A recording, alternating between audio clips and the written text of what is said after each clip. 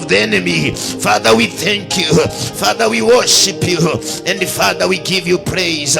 You are so loving and you are so caring. In Jesus' name we pray and give God praise.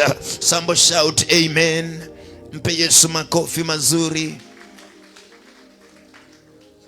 Kwa nini watu wakaingia katika maombi? One reason ya maombi is to enforce the law of God. Wakati unataka kusudi la Mungu liweze kutendeka, one of the njia Mungu amekupatia muhimu sana ni maombi.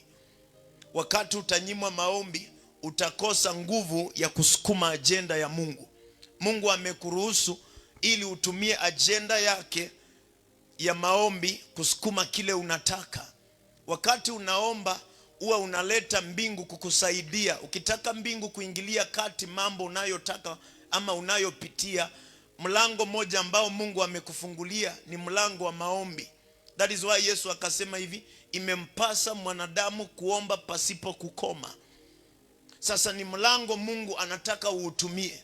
When you want to enforce the agenda of God, you must be able to take time and go to the prayer altar. Inaitwa madhabahu ya maombi. You push something.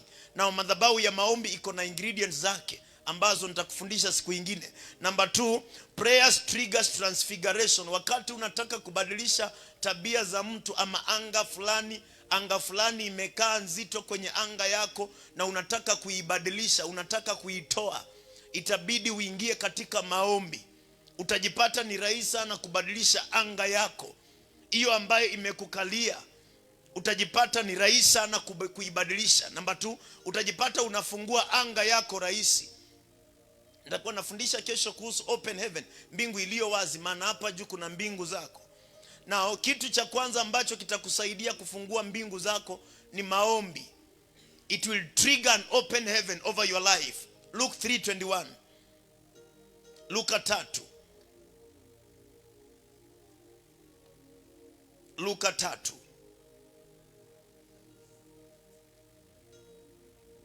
Oh, Lord, I thank you.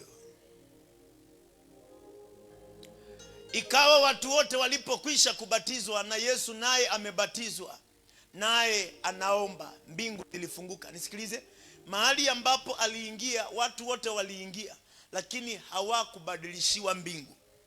Lakini alipokuwa katika hali ya ubatizo, akainvolve kitu kinaitwa maombi. Maandiko inasema mbingu zikamfunukia. Utaelewa wakati mtu wa Mungu umeibiwa funguo ya maombi, utajipata mbingu zako zitajifunga sana. Zitakuwa na utata mwingi, zitakuwa na ugumu sana mbingu zako. Yesu akaelewa watu wote, si yeye peke yake alibatizwa. Watu wote tunaweza kuja nyumba hii, lakini ukajipata kuna mtu ametoka na kitu fulani na kuna mtu ako hivyo, naweza wahudumia nyote. Lakini ukashangaa vile watu wanaenda, ukaanza kuona watu wameanza kuchomoka hata wahuduma.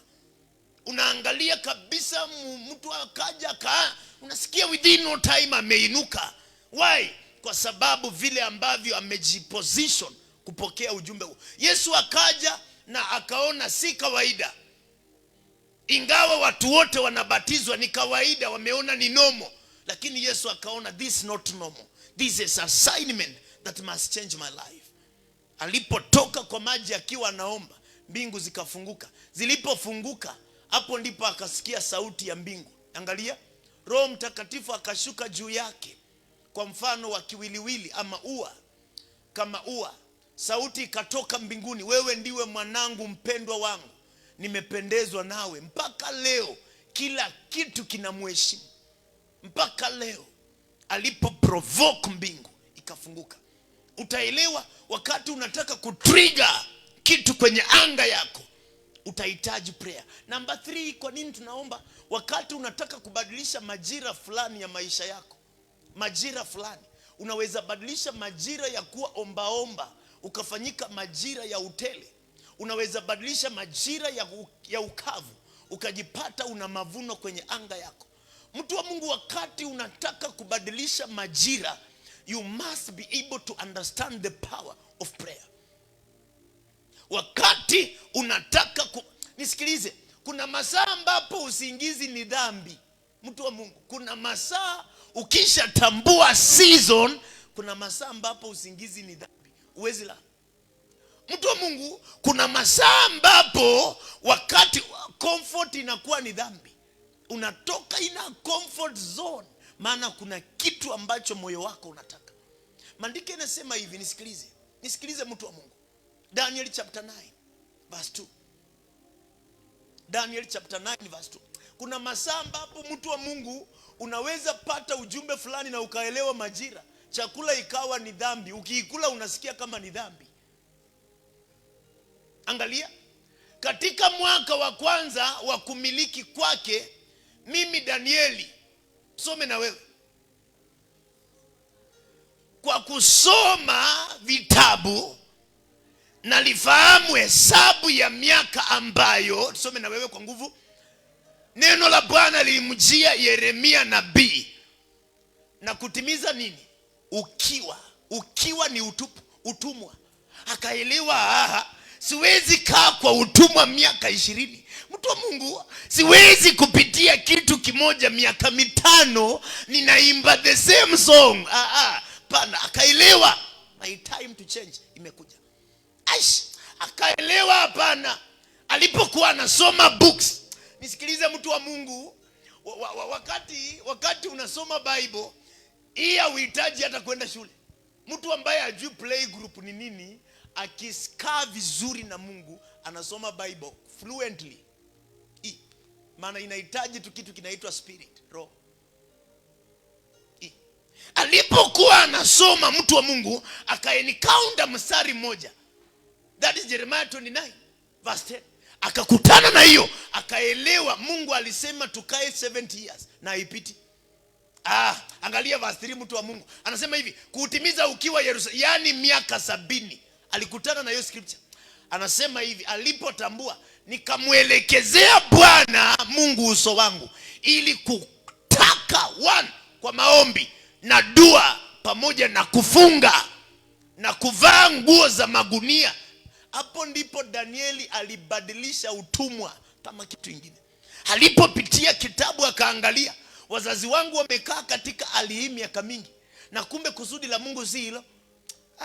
Akabeba hiyo mzigo, akabeba burden, akaipeleka kwa maombi. Maombi anaongeza kufunga. Kuna siku wewe wakati unakula Monday mpaka Monday, wewe ni mkulaji. Wewe ni mkulaji. Toka hiyo kiwango. Toka hiyo kiwango ya kuomba dakika 5 umechoka. Toka hiyo level. Mtu wa Mungu, 100% ya vile tuko nyumba hii, ni makosa ukijipata umelala saa 3 unaamka saa 12.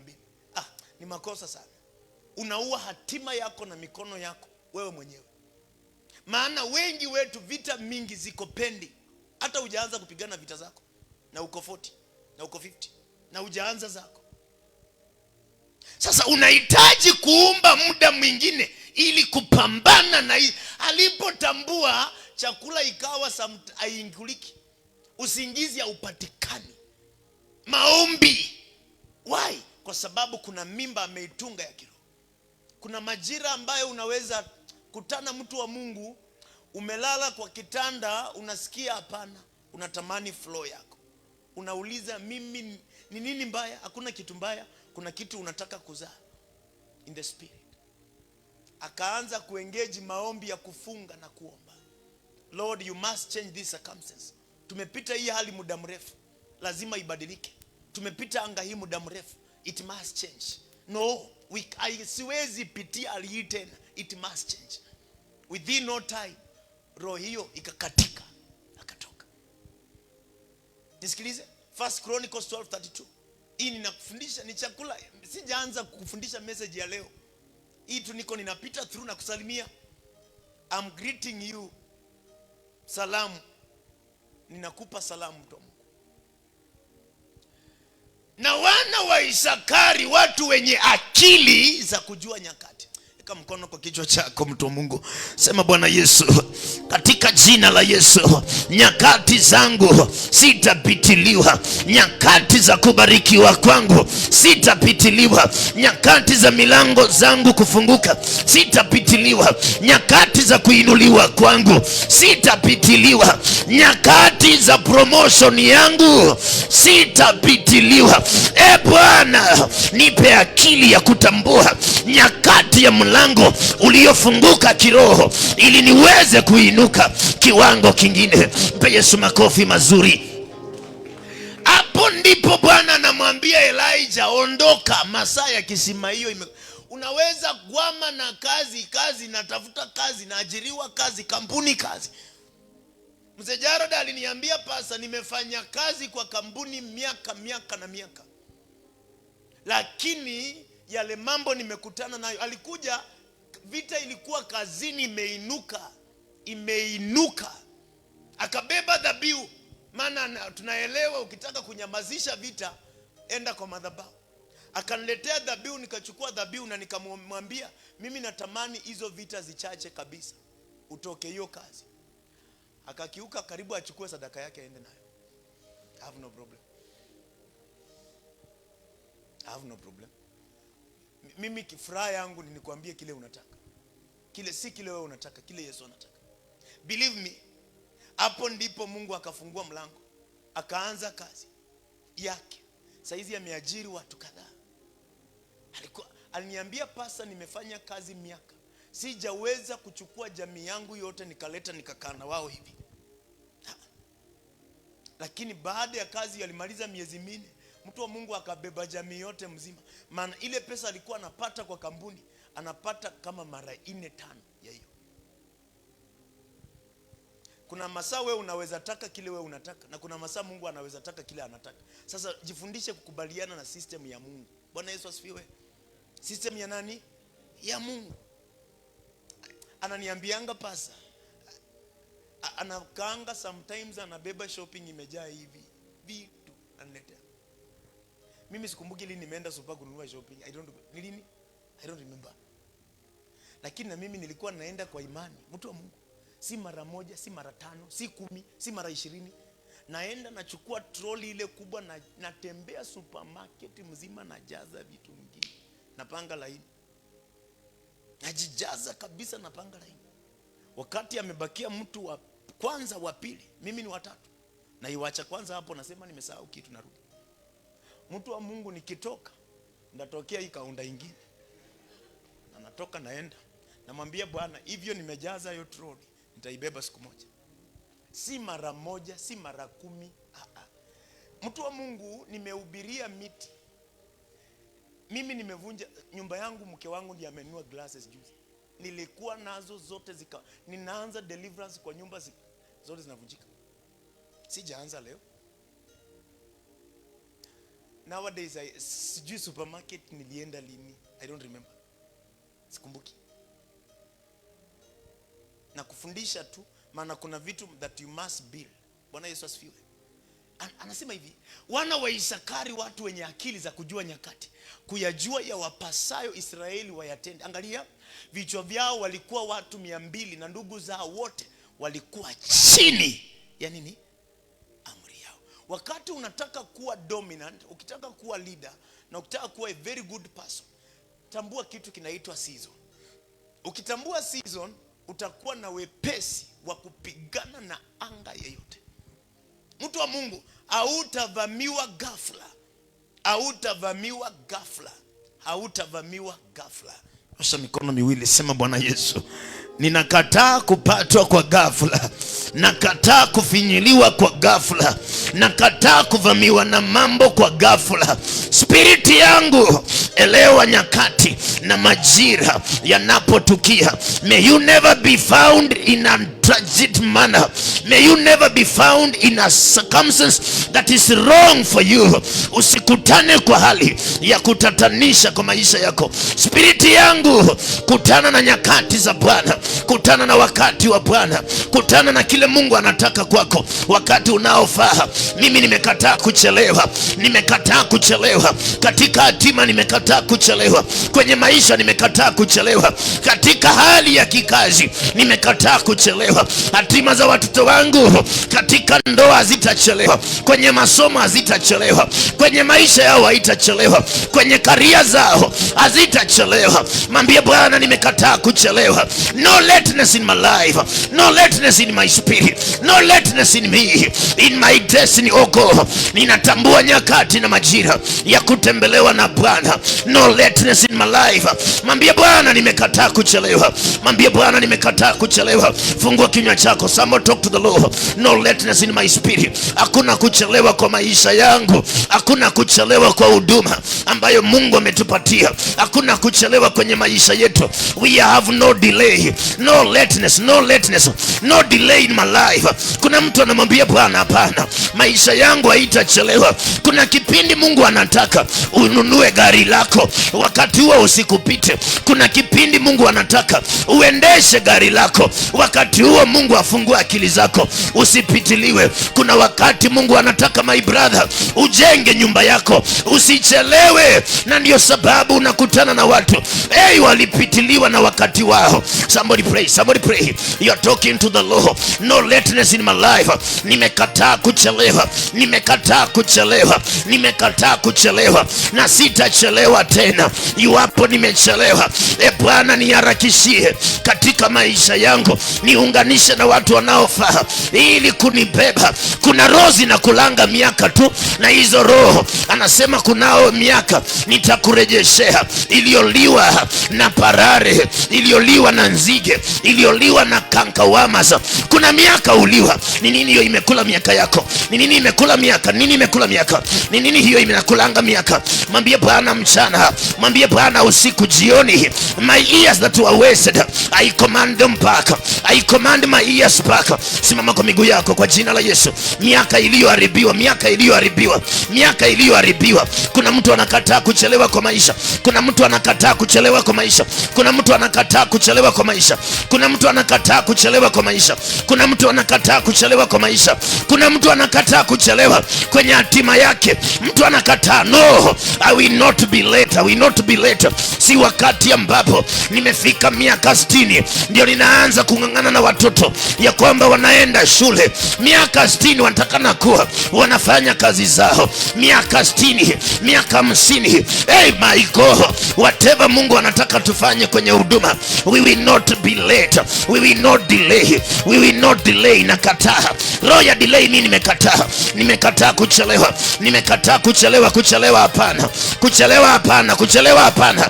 Na ndio sababu wanakufungia milango ya kazi, maana lengo na kusudi ni kwamba uchelewe kwenye hatima yako. Na ndio sababu wanakuletea visirani, wanakuletea furugu, wanakuhangaisha my brother, wanakuhangaisha my sister, ili uchelewe kwenye maisha yako. Mwambie Bwana, hapana, I will never be late, I will never be late, I will never be late, I will never be late. Nakataa kuchelewa, nimekataa kuchelewa, nimekataa, nimekataa, nimekataa, nimekataa, nimekataa, sitachelewa, nimekataa mimi.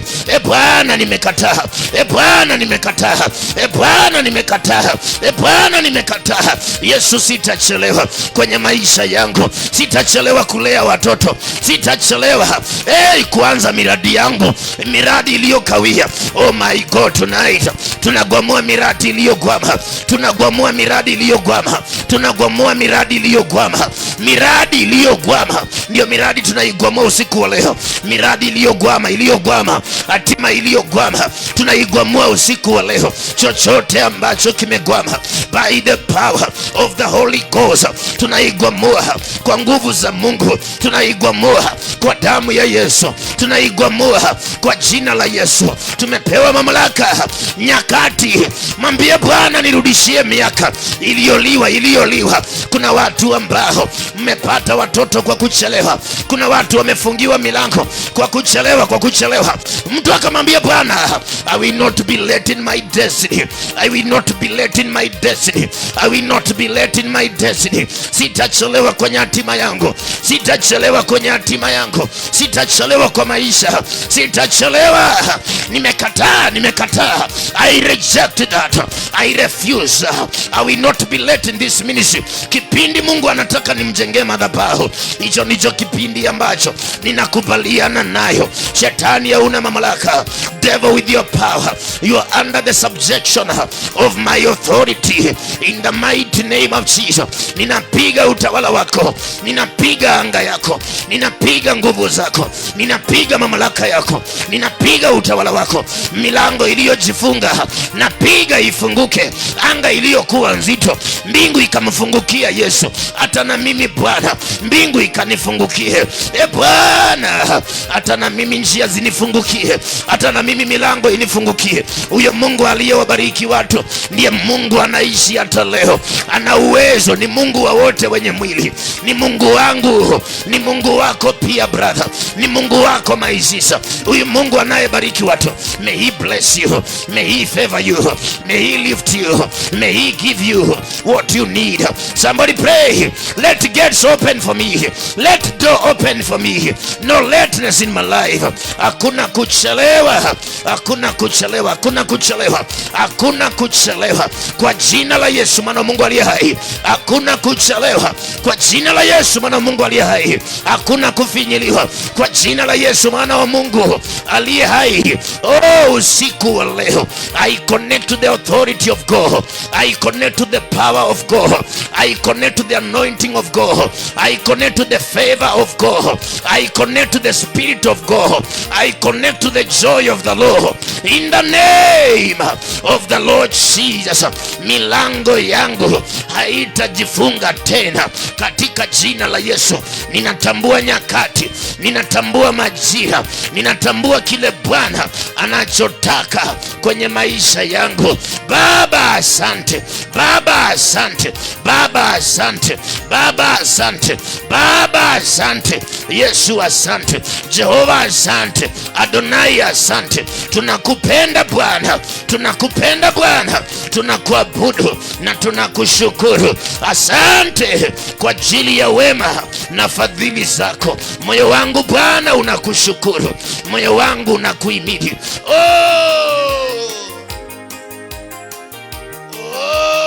Baba.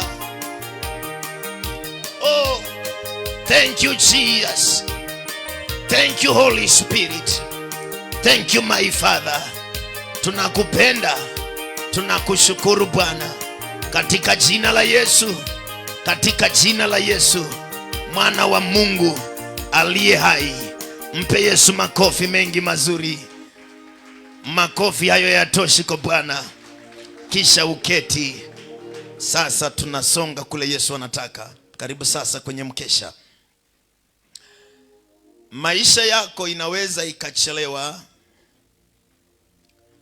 na inaweza ikachelewa kwa sababu haujatambua majira yale Mungu alikuwa akutembelee. Na wakati hujatambua majira ya Mungu kutembelea, utakaa katika kiwango kimoja.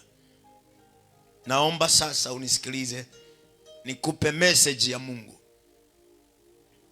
Kumbuka, maombi kwa ajili ya hatima. Number 1, utaelewa hatima ni kusudi la Mungu kwako. It is the assignment or the purpose ambayo Mungu anataka na maisha yako. Kile Mungu anataka kufanya na maisha yako ndicho ambacho tunakiita hatima. Number 2, ni kile ambacho Mungu alikuumba kufanya. Sisi wote si wahubiri. Inaweza kuwa makosa nikiwalea wote nikiwaambianga na waita pasa nyote. Hata kuna wale unaweza ita pasa na ni wrong number.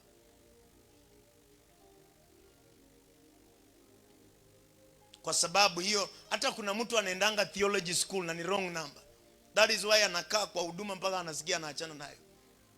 I've met with people. Maana I remember niliposumbuka kwenye ndoa, nikafanya ibada, nikasema mtoto wangu wa kwanza, mimi nilisumbuka kwenye ndoa sana, nikasema hata wahi fanya kitu kingine, atahubiri na mimi. Mtoto wangu alipozaliwa, nikiwa kwa maombi, sauti kaniambia mfungue ili afanye kile yeye anataka, atahubiri kama anataka, maana ako na hatima yake. Number 2 ni kitu ambacho Mungu alikusudia na maisha yako, makusudi ya Mungu. Akamwambia Jeremiah, nalikujua kabla hujaumbwa kwa tumbo la mama yako. I knew you. Nina ufahamu wako na nilikuita kuwa nabii, si kukuita uwe mchimba mashimo, mchimba mitaro. Sasa Jeremiah lazima atafutane na njia ya Mungu mpaka arudi katika njia ya kinabii, njia ya kutumika. That is why hawa mama ukiangalia Luke 8 ni wafanyabiashara wakubwa sana, lakini wanatumika kwa Mungu, si kuhubiri. Hapana, maandiko yanasema walitumika na mali zao. They ministered, walihudumu, lakini walihudumu kwa mali zao kanisani. They were very strong people. That is why unakutana na watu kama kina Lydia. When you read Acts 16:14, maandiko yanasema hivi, wafanyabiashara wakubwa, anauza rangi ya sambarau. Yeye field yake si nguo, ana deal na rangi na inapenya. Huyo mpeleke kwa chakula, hawezi kuuza chakula, anauza rangi pekee. Biblia haina makosa, mtu wa Mungu. Wewe unaweza ukasumbuka, leo unauza melon, kesho unauza ndimu. Sasa ndimu na melon haziingiani, mtu wa Mungu. Zote zinakaa anga ya matunda, lakini ni vitu mbili. Utaelewa umeanza kufanya kitu unataka, ni passion yako. Angalia mtu wa Mungu, mwanamke mmoja jina lake Lydia, mwenye kuuza rangi. Biashara yake kubwa ilikuwa rangi, na alitingiza anga na pesa. Alisupport huduma ya kina Paul sana. Biblia inasema ambaye moyo wake ulifunguliwa na Bwana ayatunze maneno aliyonenwa na Paulo. Alitunza huduma ya kina Paul. Huyo mama alitumika kwa Mungu. He was a minister but na mali. Hatima yake ilifunguka kibiashara. Kuna watu ambao destiny yao, mtu wa Mungu, maybe yeye anaweza tamani kivingine, lakini kuna ile Mungu anataka. Now lazima ujifundishe kuelewa Mungu huwa anakuita nini in the spirit. Mungu huwa anakuita jina gani kiroho. Maana unaweza jiita jina ambalo si ndivyo unaitwa na mbingu. Na ndio sababu mtu wa Mungu, Isaiah 66, can I get this? 62 verse tunipatia hapo, nianzie hapo. Mbingu inakuita jina gani? Mbingu inakuita a rich woman. Wewe hapa duniani is a poor woman. Yani vile mbingu inakuita ni tofauti na vile mambo iko. Lazima utoke hiyo kiwango, ukubaliane na mbingu. Na utaelewa kusudi la Mungu, one, by studying his word. One of the thing ambayo mimi niko na uhakika kabisa, Mungu ameniumba kufanikiwa. Mimi roho ya maskini hata ikuje na mlango ya nyuma ama mbele, ndaitandika. Maana Mungu hajakubali niwe maskini. Na gharama moja kubwa Yesu kuilipa, akafa msalabani kwa sababu ya kutoa roho ya umaskini. That is why wewe na mimi tunayejua neema ya Kristo, anasema hivi, mumeijua neema ya Kristo. Ingawa yeye alikuwa tajiri, lakini kwa ajili yenu akafanyika maskini, ili kwa umaskini wake wewe na mimi tuwe tajiri. One of the thing ambayo nina uhakika, mwokovu yeyote anayemwamini Yesu si maskini, is a rich person. Unless unataka. Na ukitaka hata Mungu ana shida, anakubaliana na wewe. Now, mbingu inakuita namna gani? Maana kuna jina ambalo mbingu inakuita nalo, lakini hilo jina maybe bado halipo. You must enforce. Ni kitu ambacho lazima upambane nalo. Lazima upambane na anga hiyo. Nisikilize. Na mataifa wataiona haki yako, na wafalme wote watauona utukufu wako. Nawe, tusome na wewe, nawe utaitwa jina jipya litakalo tajwa na nini? na kinywa cha Bwana. Sasa nisikilize, huyu mtu anaweza tembea katika kiwango ambacho jina lile ambalo analitumia si ndilo Mungu anamuona nalo, lakini baada ya matendo ya Mungu kuanza kuonekana, anasema hivi, kuna jina ambalo Mungu atakutaja nalo. Nisikilize mtu wa Mungu, you can live a life that is contrary to the will of God. Angalia Judges 6 verse 11. Judges 6 verse 11. Mbingu inakuitaje? Jina jipya. Angalia, malaika wa Bwana akaenda akaketi chini ya mwaloni uliokuwa katika Ofra, uliokuwa mali yake Yoashi Mwabiezeri, na mwanae Gideoni aliyekuwa akipepeta ngano ndani ya shinikizo ili kuificha. Ukiona mtu anaficha kitu, number 1 ni nini? Ni mbaya. Number 2 ni muoga. Number 3 ni mchoyo. Number 4, unaelewa?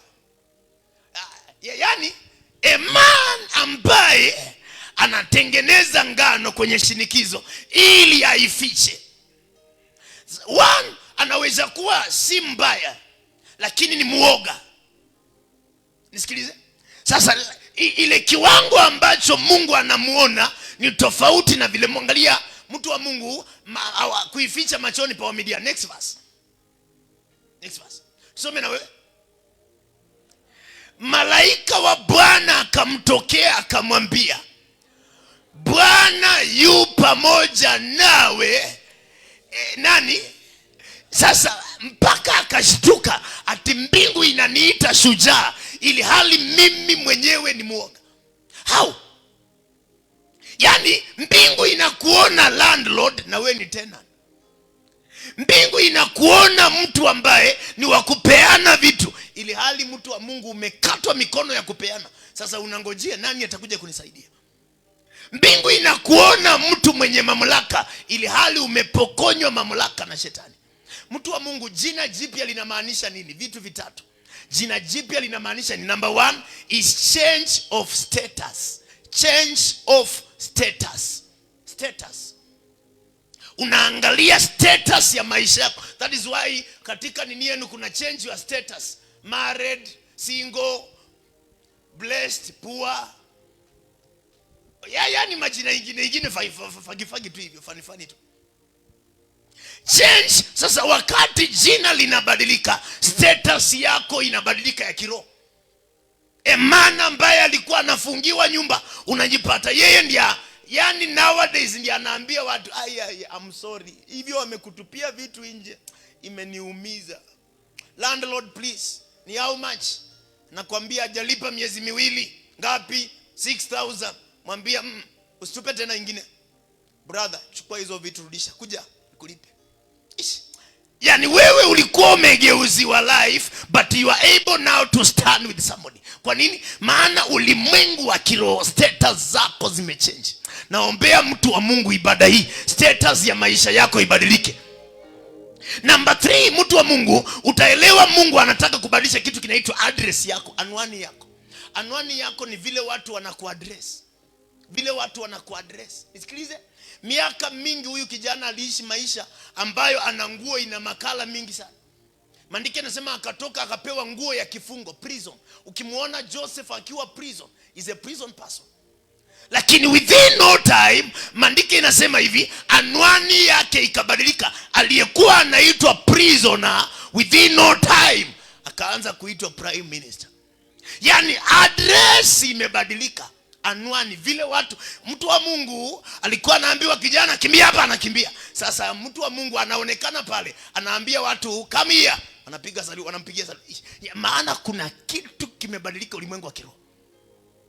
Number 3, mtu wa Mungu, it is change of positions. Wakati Mungu anataka kubadilisha jina lako, anatumia lugha, jina jipya ambalo kinywa cha Mungu, na kinywa cha Mungu ni wewe ukubaliane na hilo jina. Unataka Mungu akuite vipi? Ungependa nini? Angalia mtu wa Mungu. Angalia mtu wa Mungu mstari huu. Revelation 2:17. Mbingu inamuona Gideon shujaa, lakini hiyo roho imegandamizwa. Mbingu inamuona shujaa landowner, lakini Gideon ni muoga. Mbingu inamuona Gideon akiwa a man that supports people, but life is tightened up. Angalia Revelation 2:17. My goodness, my goodness. Revelation, kuna mstari kama hiyo? Thank you. Tusome na wewe. Yeye aliye na sikio na alisikie neno ili ambalo Roho ayaambia makanisa. Yeye ashindaye nitampa baadhi ya ile nini? Wonderful. Nami nitampa jiwe jeupe, na juu ya jiwe hilo limeandikwa jina jipya asilolijua mtu ila yeye anayelipokea. Nyosha mikono yako, sema Bwana Yesu, mbingu ikafunguke kwa ajili ya mimi kupokea jina jipya. Mbingu ikafunguke, jina ambalo wazazi wangu hawakulijua. Mbingu ifunguke. Nimefungwa miaka mingi kwenye prison, lakini masana wakati kama wa leo jina likabadilika. From the prisoner to become a prime minister, from the prisoner to become a strong man. Somebody pray. Ni jina ambalo wazazi hawalijui. Nobody alikupatia jina kama hilo. Hakuna mtu alikupa jina kama hilo. Hilo tu ni jina Bwana anakupa. Ni wewe unajiita. Kuanzia leo utajiita Eziba, meaning praise. Kile unabeba ni jina kubwa. Ninajiona milionea, ninajiona mhubiri mkubwa, mhubiri wa kimataifa, baba wa kimataifa. Ninabeba mataifa makubwa. Ndio mataifa nimebeba ndani yangu. Ndio mataifa nimebeba, mataifa makubwa nimeyabeba ndani yangu. Oh my God, I own companies, I own companies, I own banks. My God, my God, my father, my father. Nina own company, nina own company, I own companies in the mighty name of the Lord. Ninajiona vile Bwana anataka, ni vile Bwana anataka, ni vile Bwana anataka. Ni jina ambalo mbingu inakupa. Wewe ni shujaa, wewe hapana muoga, wewe hapana wa kujificha, wewe hapana hivyo walivyokuona, hapana. My God, somebody pray, somebody call yourself name. Jipe jina usiku wa leo. Jipe jina, jipe jina, jipe jina, jipe jina. Unatoa hiyo aliyokupea. Nani alikuita kanini? Wewe hapana mdogo, kataa hiyo, kataa hiyo, kataa.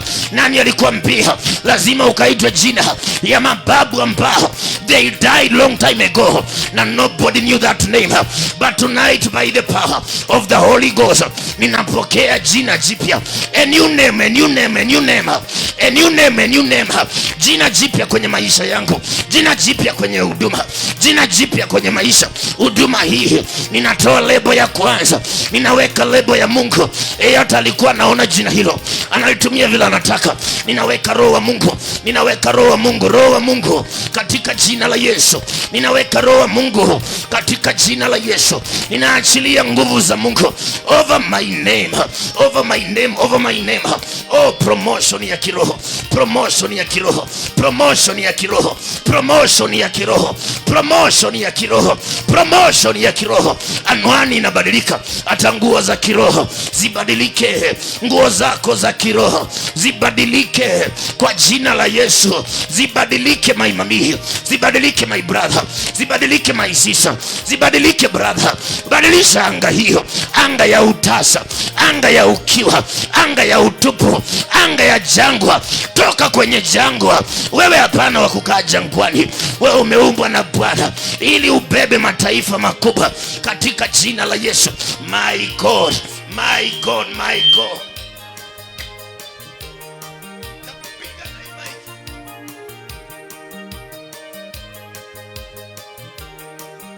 Somebody pray. Somebody pray. My life, I'm the head, never the tail. Inawezekana mwalimu alikuita jina gani? Hesabu ilikuwa ngumu, ukajipatia jina kama vile hesabu ilivyokuwa. Hapana, hapana, hapana. We are not described by what we went to school. Kile tulienda kwa shule akidescribe maisha yetu. My God, inawezekana baada ya kufanya makosa ukaitwa jina ambalo mpaka leo limeaffect maisha yako. Maana makosa, you made a mistake. Somebody pray. Nani huyo alitupa laana akakamata jina lako kwenye anga? Na from there life has become an obstacle. Life has become a barrier. Life has become difficult because in the spirit you have been hindered. You have been stopped. You have been hindered.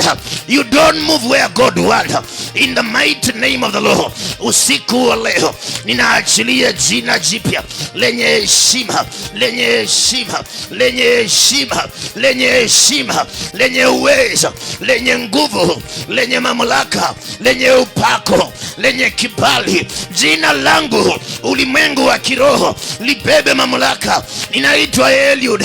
Namba ya simu ni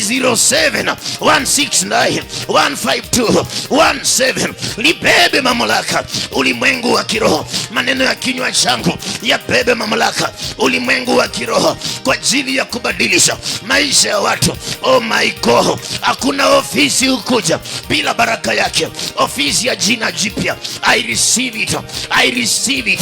I receive it, Lord. I receive it with power, with favor. Kibali ni kibali. I'm God blessed.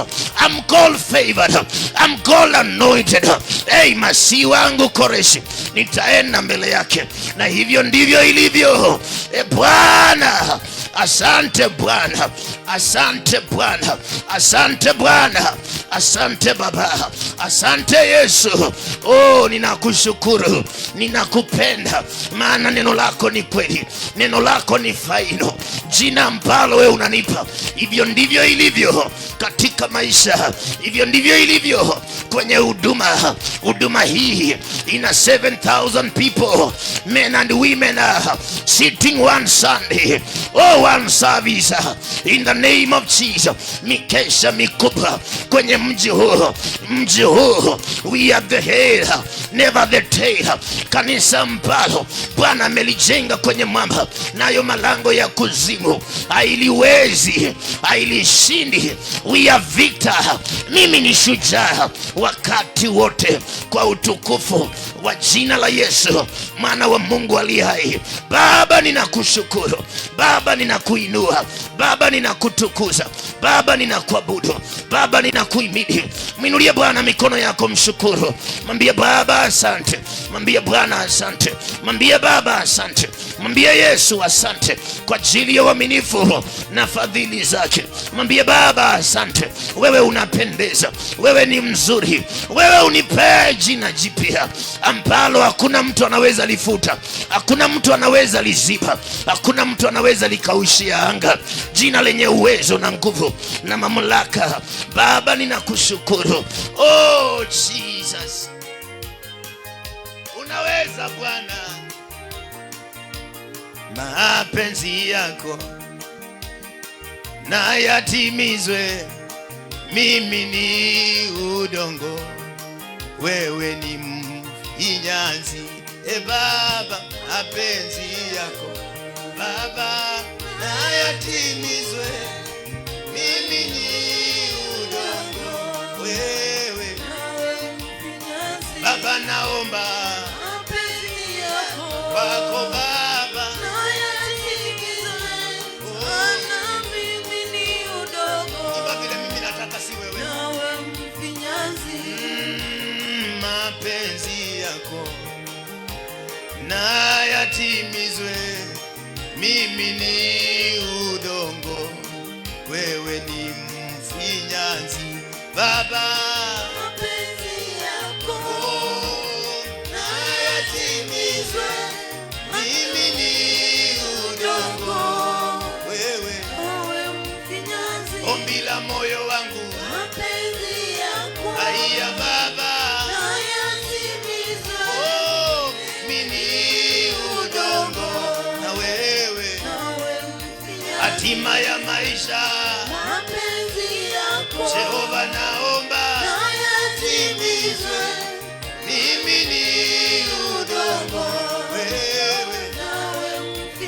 jua unaweza. Mapenzi yako Kule naenda yatimizwe. Ni udongo nawe mfinyanzi. Bwana wa mabwana, Mapenzi yako wewe unaweza. yatimizwe. Ni udongo nawe mfinyanzi. Shukuru Bwana, mwambie Bwana kusudi lako kwa maisha yangu. Mungu alikuumba uwe nini? Alikuumba uwe nini? Na ndio sababu unajipata identity yako imekuwa ni ngumu. Mungu alikuumba uwe nini? Anakupa nafasi ya kutaka kujua kusudi lake kwa maisha yako, ya kutaka kujua. Hey my God, kumbe kuna watu nyumba hii Mungu aliwatengeneza to become the gospel carrier, watu watakao beba injili waende ipelekwe kwenye mataifa makubwa. Maana Bwana atawabariki watumie mali zao, fedha zao to carry the word of God to higher heights. Lord, wewe unasemaje? Gideoni, mbingu inakuita shujaa, wewe unajiona muoga. Mbingu inakuita kichwa, wewe unajiona ukiwa mtu ambaye umefinyiliwa. Mbona? Mwambie Bwana, hatima yangu ifunguke, hatima yangu ifunguke, hatima yangu ifunguke, hatima ifunguke. Let my destiny open, Lord. Let my destiny open. Let my destiny open, Lord, for the glory of the name of Jesus. Baba, ninakupenda. Baba, ninakushukuru. Na Baba, tunakuinua. Asante kwa mapenzi yako, asante kwa wema na fadhili zako. Yesu, upokee heshima, upokee utukufu na upokee maabudu. Katika jina la Yesu Kristo tunaomba na kumshukuru Bwana. Tumpe Yesu makofi mengi mazuri. Unaweza mpa Yesu makofi mazuri, mpe makofi mazuri.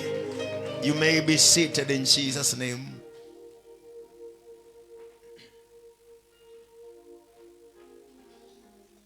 Unajua sababu unaguza mic kila saa.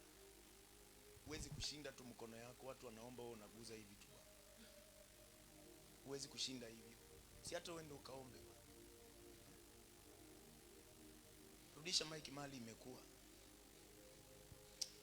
Yes, on true. Ukifanya hivyo sauti itaharibika na naenda crusade. Yes, on true. Irudisha mic mahali imekuwa. Huwezi kushinda watu wanaomba wewe unacheza na vyombo. Yes, on true. Yeah. Umeipatia regulate base kidogo kati ya balance base na mid. Si tulikuwa tuko tu sawa.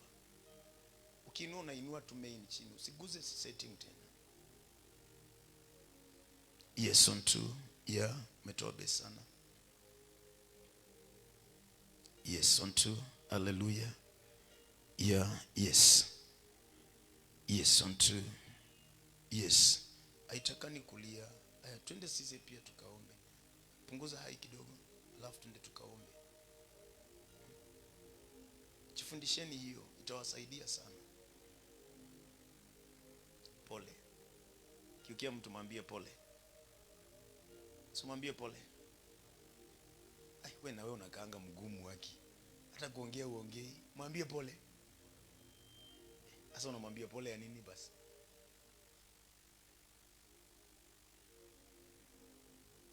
Yeah. Kupata watendakazi si rahisi, ni Mungu, na nashukuru Mungu for them. Lakini I must be able to train them. Unajua kuna masaa ya kuomba, si ndio? Si wewe unaomba? Yeah. Sasa pia na wao wanahitaji Mungu, ili msiwatumikishe tu na wasikose kile Mungu anataka. Mtu wa Mungu, kitu ambacho nataka kudili nacho, utajipata katika life. Nipatie Samueli wa kwanza 15:3.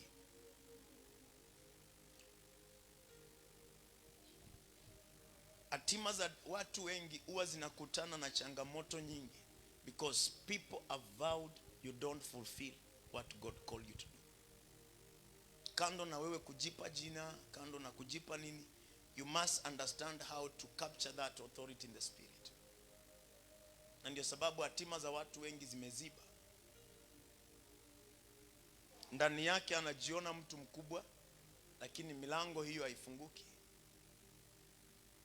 One of the thing, huyu mtu wa Mungu akapewa jukumu na Mungu. Samueli wa kwanza akamwambia, basi sasa enda ukawapiga Amaleki na kuviharibu kabisa vitu vyote walivyo navyo, wala msiwaachilie, bali waueni mwanaume na mwanamke, mtoto naye anyonyaye, ng'ombe na kondoo, ngamia na punda. Next verse.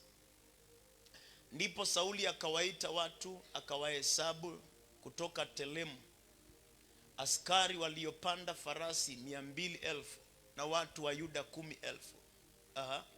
Sauli akaufikiria mji wa Amaleki, akauvizia bondeni. Sauli akawaambia Wakeni, what is that? Aya, enendeni zenu mkashuke ili kujitenga na Amaleki, nisije nikawaangamiza ninyi pamoja nao. Sasa Mungu amewaambia, ukifika nchi ya Amaleki, make sure you have destroyed everything. Nifuate tu ili utakapcha kile nataka, kile Mungu anataka. Maana mliwatendea wana wa Israeli mema walipopanda kutoka Misri. Basi hao Wakeni wakaondoka wakajitenga na Waamaleki. Sauli akawapiga Waamaleki toka Havila uendapo Shuri, unaokabili Misri. Tusome na wewe. Akamkamata Agaki mfalme wa Amaleki yu hai, akawaangamiza hao watu wote kwa upanga. Sasa makosa makubwa anafanya. Number 1, akamuhifadhi Agaki, the king of the Amalek. Sauti ya Mungu imemwambia, go and destroy everything. Nifuate tu utaelewa. Lakini Sauli na watu wake wakamwacha Agaki hai, na kondoo walio wazuri, na ng'ombe na vinono na wanakondoo na chochote kilichochema, wala hawakukubali kuangamiza, bali chochote kilichokuwa kibaya na kibofu ndicho walichokiangamiza kabisa. Mungu hakumwambia ni kile kibaya peke yake, hapana. Maana Mungu alikuwa anaangalia destiny ya watu wengi kule mbele. Nisikilize, kuna mambo ambayo unaweza ukapita ndani leo. Mambo hayo ni kweli wewe unapita through, lakini lengo la Mungu ni kwamba utengeneze njia kwa ajili ya watu wanaokuja mbele. Baada ya miaka mingi sana Sauli amekufa. Esther, ukiangalia kitabu cha Esther, mzee anaitwa Mordekai, anatoka jamii ya Sauli. Is called a Benjamin. Ametoka jamii ya Sauli. Naye mtu anaitwa Hamani anatoka jamii ya mzee anaitwa Agak. Sasa kutokea utoto kati ya Mordekai na Hamani, hatred haishi, chuki haishi. Watu wanachukiana for no reason. Watu wanapigana for no reason. What? Kwa sababu guka yake aliacha battles bending. Ile mambo Mungu alimwambia aende afagie kabisa, hakuifagia, akaiwacha pending. Sasa mjukuu wake miaka mingi akija, ndio vita anayokutana nayo. Isikilize, wakati anakutana na vita hivi, ilibidi Mordekai alipe gharama. Na ndio sababu Mordekai, maandiko yanasema hivi, akawa a man that understands spiritual things. Mordekai alikaa kwenye mlango. Kukaa kwenye mlango kwa Mordekai si kwa sababu ni mjinga, hapana.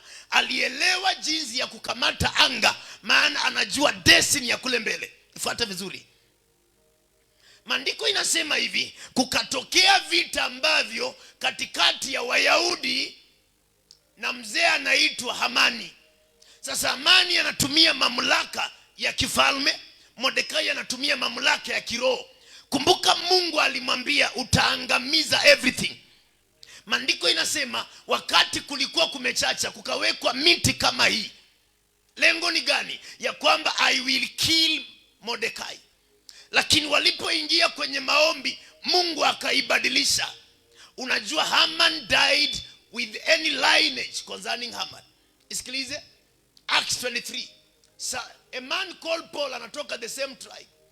A man called Paul. Kile ambacho kinakusumbua usipo deal nayo utakiacha miaka mingi. Angalia Acts 23 verse 12. Verse 12. Ni nini hii ambayo inafanya hatima yako haifunguki unavyotaka? Usipopigana nayo utaelewa. Kulipopambauka Wayahudi wakafanya mapatano, wakajifunga kwa kiapo kwamba hawatakula wala hawatakunywa hata wamuwepo. Sasa ni nini hiyo wanatafuta? Indeed the Bible say alipoanza kunawiri kihuduma, maandiko inasema ikaingia bitterness to the people. Nao wakaingia katika mapatano, maandiko inasema wakaingia kwenye mfungo, hawatakula hawatakunywa until they kill a man. Nyosha mikono miwili, sema Bwana Yesu, katika jina la Yesu, kikao chochote kimeingia kwenye maagano na malengo ni kwamba ni mimi wananitafuta, natangaza hivi, kikao chao kipanguliwe, njia zao zitawanyike, mawazo yao, ushauri wao utawanyike, ufanyike upumbavu katika jina la Yesu. Anybody anayetafuta hatima yangu usiku wa leo, kwa jina la Yesu, I scatter you, I scatter you, I scatter your power, I destroy you.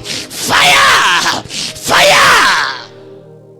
Ni roho ambayo watu 40, maandiko inasema hivi, waliposikia kuna mhubiri ameingia, a businessman ameingia, mtu wa Mungu, wakaingia katika agreement ya kwamba hatutakula, number 2 hatutakunywa. Lengo ni gani? Until we kill this man. Nisikilie Job 5 verse 12. Job 5 verse 12. Really bahanda. Some na wewe. Yeye huyatangua. Kutangua ni kutegua. Naomba Mungu akutegulie kile kinakuinda. Ninaomba hivi tu kwa neema ya Kristo akutegulie kinachokuinda. Yeye huyatangua mashauri ya wadanganyifu. Osha mikono yako, sema Bwana Yesu, mawazo, mashauri ya yeyote anapanga kinyume changu itanguliwe, iteguliwe, ifyatuliwe, iondoke.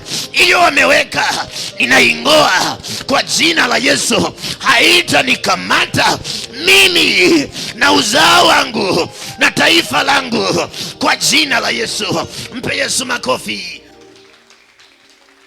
Mikono yao isipate kuyatimiza makusudi yao. One of the thing ambayo this man anadeal nayo, anasema number 1, 40 men wameplan to kill, lakini Mungu anasema hivi, kusudi la yeye uyatangua mashauri. Ukitaka kupangua watu wa milioni 10 ambao wako wana fight against you, number 1 kitu ambacho una deal nayo ni cancel. Mtu wa Mungu, unabadilisha mashauri katika ulimwengu wa kiroho. Sasa unajipata shauri, nisikilize, Ahithofeli, mtu wa Mungu, maandiko inasema alikuwa anaongea, unadhani ni Mungu ameongea. One day man alikuwa advisor mkubwa sana wa serikali ya David. One day Daudi akasikia Ahithofeli ameungana na jeshi la waasi. Moyo wake ukajua, kama huyo ameniondokea nimeisha. Alipopanda kwa mlima maombi, Daudi aliomba simple prayer, mashauri yote ya Ahithofeli ifanyike upumbavu. Ile roho ilikuwa inamsaidia kutoa mashauri yenye hekima, nimeikata. Nisikilize, akaenda mwenyewe akatandika viti na kila kitu sawa, akafunga kamba hapo, akajinyonga. Maana kuna mtu ambaye amechanganya spirit yake. Na hivyo ndivyo watu wengi katika maisha yao, unajipata mwenyewe unaharibu kile unafanya. Because in the spiritual realm you are fighting the spirit that inahitaji kukushauri. Maana ni roho, mashauri ni roho. Anasema the spirit of counsel, roho ya mashauri. Ukiangalia Isaiah 11 verse 2 is the spirit. Now anasema hiyo roho mashauri yao, anasema utanguliwa, uyatangua mashauri ya udanganyifu. Number 2, mikono yao isipate kuyatimiza makusudi yao. naomba hivi, mipango zote zimepangwa ulimwengu wa kiroho that is against your life and against what you're doing. Mungu apangue mipango hizo zote. Kama vile upepo unavumanga ukabeba takataka, hivyo ndivyo upeperuke kwenye anga. Hivyo ndivyo zipeperuke. Hivyo ndivyo ipeperuke. Kama vile ambavyo uchafu huwa unatenganishwa na nafaka, naomba Mungu any plan in the spirit ambayo ni contrary na kule unaenda, Mungu aipeperushe kama uchafu. Nisikilize. Angalia Isaiah 35 verse 1. A man ambaye ako ready to fight for the destiny. Angalia mtu. Nyika na mahali palipo ukiwa patafurahi. Jangwa, nipe Psalms 35. Nipe Psalms 35. I love this. Psalms 35. Tusome na wewe. This is a prayer. This is a prayer. Ambaye mtu anajua kule anaenda. This is a prayer. Let's read. E Bwana, utete nao wanaoteta na mimi. Number 1. Akachukua hiyo nafasi ambayo mmenifuata mimi, basi naondoka nimpatie Bwana. Ndio sababu unasikia mtu anakuambia I don't fight but God fights my battle. E Bwana, utete nao wanaoteta nami, upigane nao wanaopigana na mimi. Huyu mtu wa Mungu ameingia katika battle za kiroho. Basi tu tusome na wewe, mtu wa Mungu. Uishike ngao. Usimame ufanye nini? Shida sauti yako ina kifafa. Mnasikianga hivyo? Mnasikianga hivyo? Hujai kusikia? Sauti yako inaangukanga ikiamka. Umai kuona kama network ni mbaya? Yaani unasikia network inaanguka, kisha unasikia unatafuta. Hujai sikia ile kasimu lazima upande kwa mlima ndio kashike. Lakini ukienda mahali penye pako nini unasikia kamerudi zero. Umeona? Sauti yako usipoangalia inakuanga hivyo. Inaamkanga yaani inaamka ikirudi hivi. Naomba kama unaweza kuiamsha kidogo, ikamate area. Ama tukuunganishe na area bwana. Atwende 1 2 3 go. Uishike ngao na kigao, usimame unisaidie. Utoe na mkuki, uwapige wanaonifuatia. Uiambie nafsi yangu,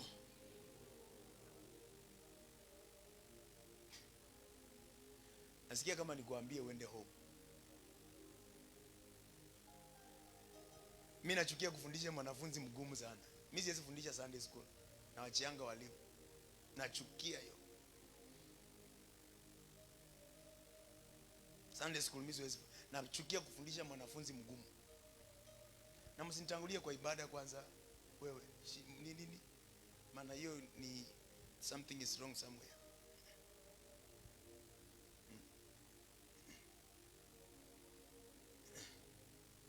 Sijaona hiyo kwa muda mrefu sana, anga kama hiyo. Sijakutana nayo. Ni nini? Something iko hapo shida. Sijakutana na anga kama hiyo kwa muda mrefu sana. Haitakani kuwa anga hiyo hapa. Some na wewe. Mkinisumbua na malizia ibada hapa. Maana sitaki kuwaste muda. Mtakuja kesho hii nyingine Friday. Some.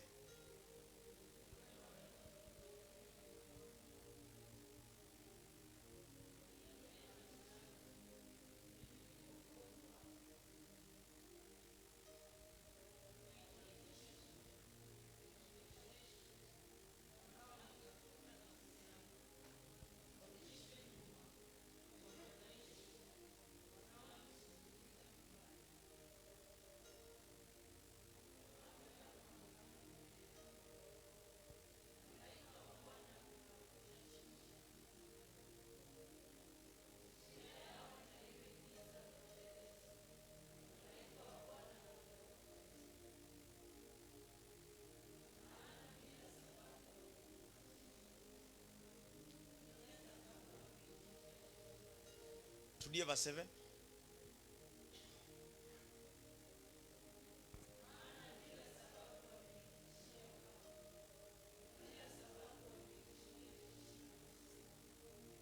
Verse 8.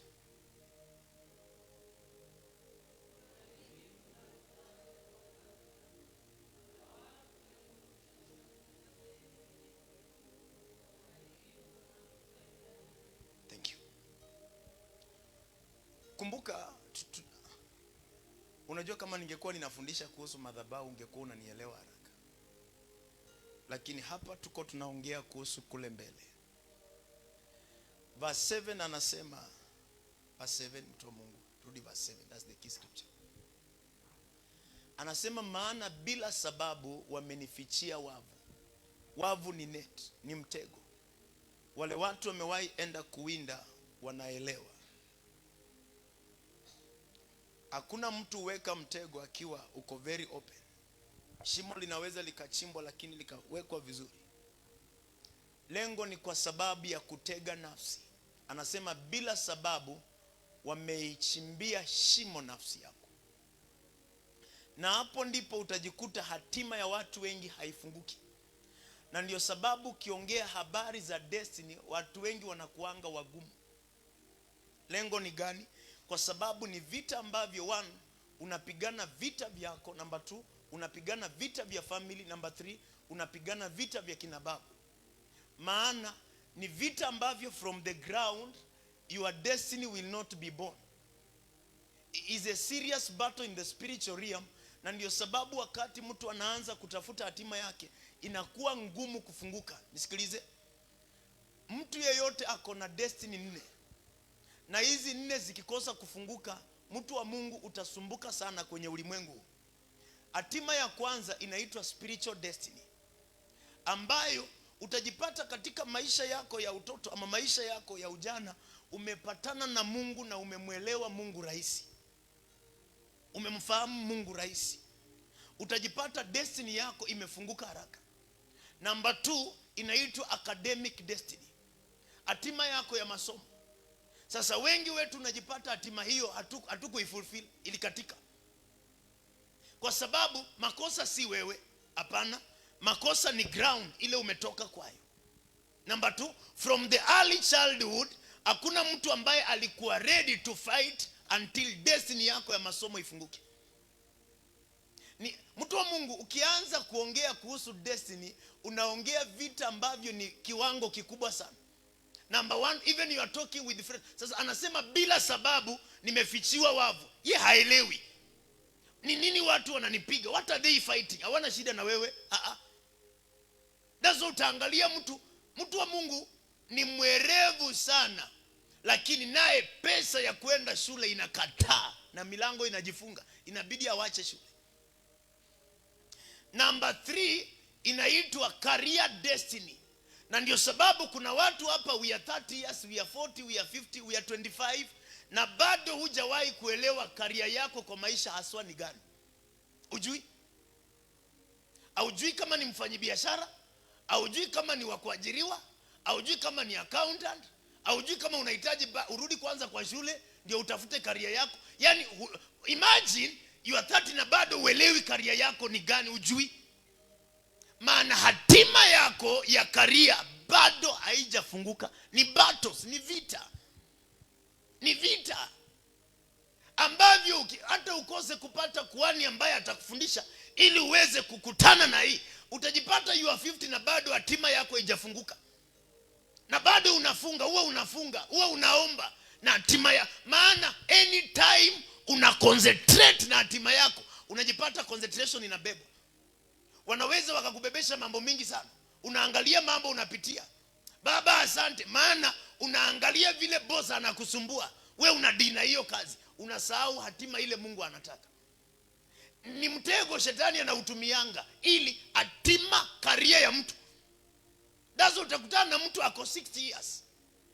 Mtu wa Mungu anabebana na mawe ya mjengo, anaenda kujenga mawe 60 years. Fundi anamwambia pesa yenyewe unalipanga ni yenye mtu wa mkono analipanga. Sasa ukipata mtu wa mkono analipanga ngapi? 700. 700 tuseme mtu ako na miaka 60. Yes. Analipwa 700. Yes. Ataweza kusave mpaka anunue plot? Hawezi. Hawezi. Kwa nini?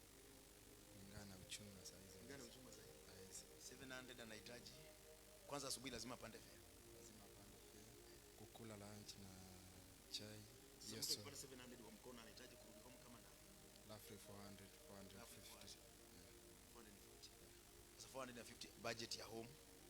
Hiyo pesa ni za kukula. Na hivyo ndivyo utaelewa vile life iko.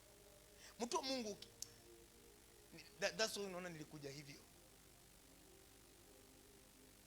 Ni ngumu sana ukianza kuongea kuhusu destiny ya mtu. Ni ngumu sana spirit yake iwe na concentration ya kupambana na hiyo. Ni kama neno la Mungu. Wakati unaanza kusoma newspaper, unasikia unaweza kusoma newspaper ukamaliza. Lakini ukianza kusoma Bible within no time, unasikia usingizi na kubeba. Inakuanga sasa neno la Mungu na maana destiny yako ukiipata umepata kusudi la Mungu. Life, umeona samaki anang'ana kuswim. Haizi. Na wewe tukikuweka kwa maji, uishi kwa maji, unaweza kumaliza one day. How long can you finish? That's unasikianga divers ana deep 2 to 3 minutes anatoka. Maana uwezi enda zaidi ya dakika 2 kama upumui. Naye samaki anaweza potelea kwa maji mpaka aende 100 feet chini, kwa sababu yeye ni furaha yake. Maana maji the more inaingia kwa fins, anavuta hewa ya maji. Hatima yako ya kumjua Mungu ikikataa, na ndio sababu utajipata mtu anakuambia pasa, nimekaa kwa wokovu miaka mingi, lakini kuna vitu ambavyo sijawahi kuelewa kwa Mungu. Ni kweli amekuwa anafundishwa, lakini bado hakukutana na kitu ambacho kinamfungulia destiny yake ya kiroho. Number 2, academic destiny. Number 3, career destiny. Number 4, inaitwa marital destiny.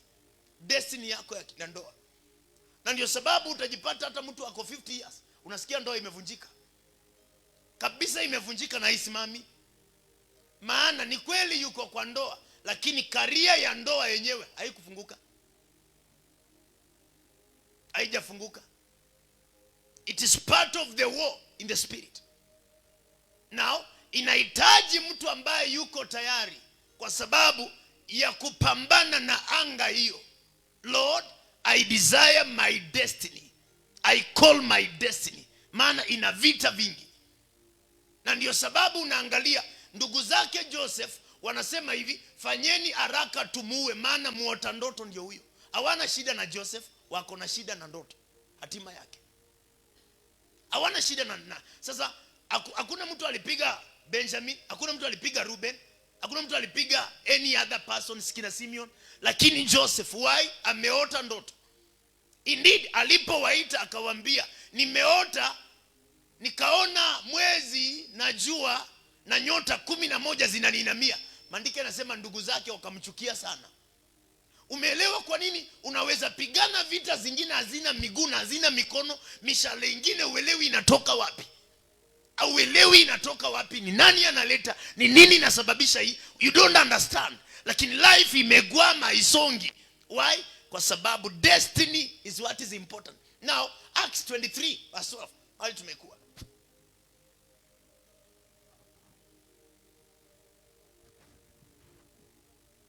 Verse 5.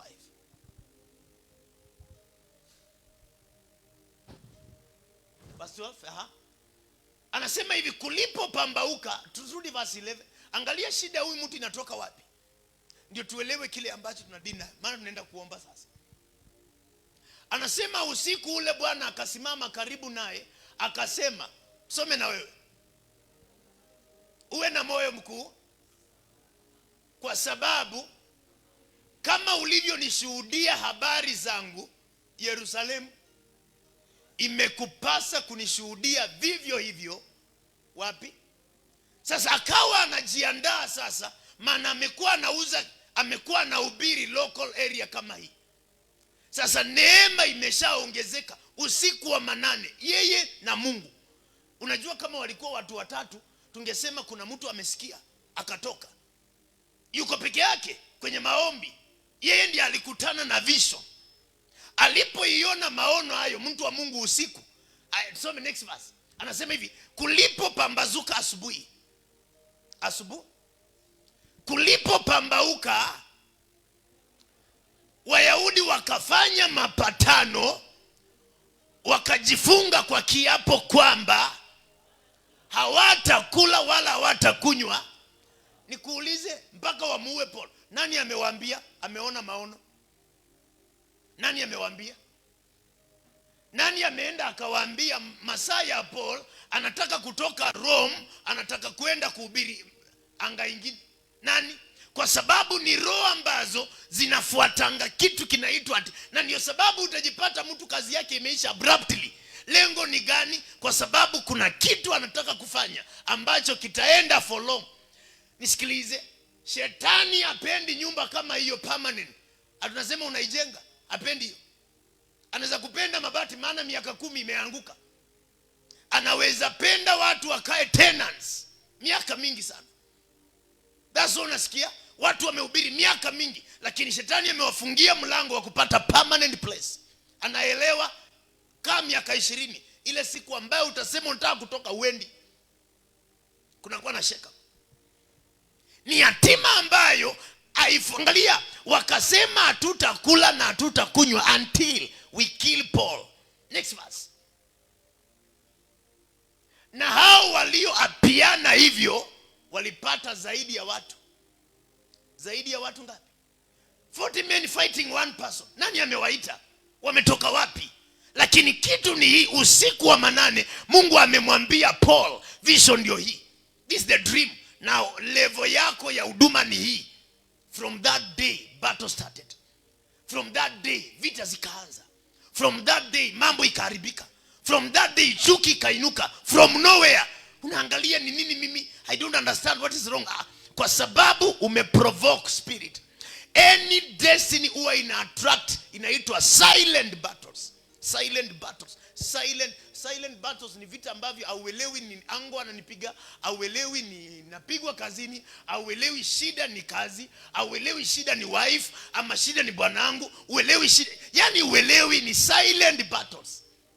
Na ndio sababu watu wengi wakati uelewi hiyo, unajipata katika maisha yako yote uko katika vita. Uko especially ukiprovoke anga mpya.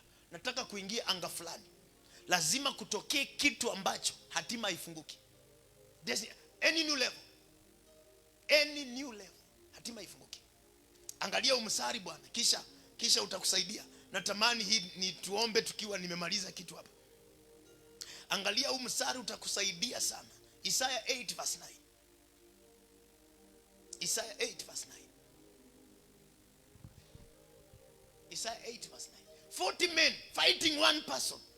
40 men fighting one person. Fanyeni ghasia, enyi kabila za watu, nanyi mtavunjwa vipande vipande. Tegeni masikio ninyi nyote wa nchi zilizo mbali. Jikazeni viuno, nanyi mtavunjwa vipande vipande. Jikazeni viuno, nanyi mtavunjwa vipande. Anaongea amekasirika. This is a man called Isaiah. Alipo capture vision yake. Angalia verse 6 huko, Mungu amempatia destination yake. Verse 9 anakutana na battles. Akasema no, I will fight it. Angalia umsari utakusaidia mtu wa Mungu. Utakusaidia. Isaiah 54 verse 15.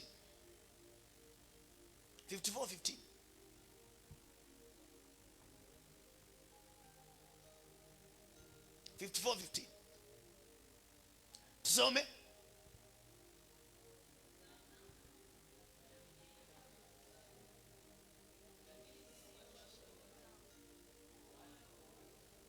Tazama yamkini. Tusome na wewe. Yamkini ni kusema hakika. Hakika ni kuwapa. Watakusanyana, lakini si kwa sasa. Mungu anajitoa hapo. Anytime utakutana na destiny ambazo zinapigwa, Mungu anajitoa hapo. Anasema hakika yangu they will gather, lakini si mimi. Why? Angalia watu wote, tusome na wewe. Watakao kusanyana juu yako. anasema wataanguka si kwa ajili ya Mungu. Anasema bado kwa ajili watakao kusanyana juu yako. Anarudia, wataanguka kwa ajili yako. Maana vita za hatima, shida wananga Mungu, si Mungu. Hapana, ni wewe. Wanaweza tu kukusanyika lengo tumemface Mama Mary. Huyu ndio mama anapita na yeye. Maana shida, they are after the destiny of that lady. They are after the destiny of that man. Na ndio sababu unaweza kutana na mhubiri anapitia vita fulani. Lengo ni nini? Hatima ya hiyo ministry ameibeba. Ni roho ziko hivyo katika anga. Ziko hivyo katika spirit. Ziko hivyo katika njia. That is why Mungu anasema I will go before you. Deuteronomy 9 verse 3. Nitaenda mbele yako. Ni Mungu anatamani kutangulia mbele. Basi jua siku hii ya leo kuwa Bwana Mungu wako. Some na wewe.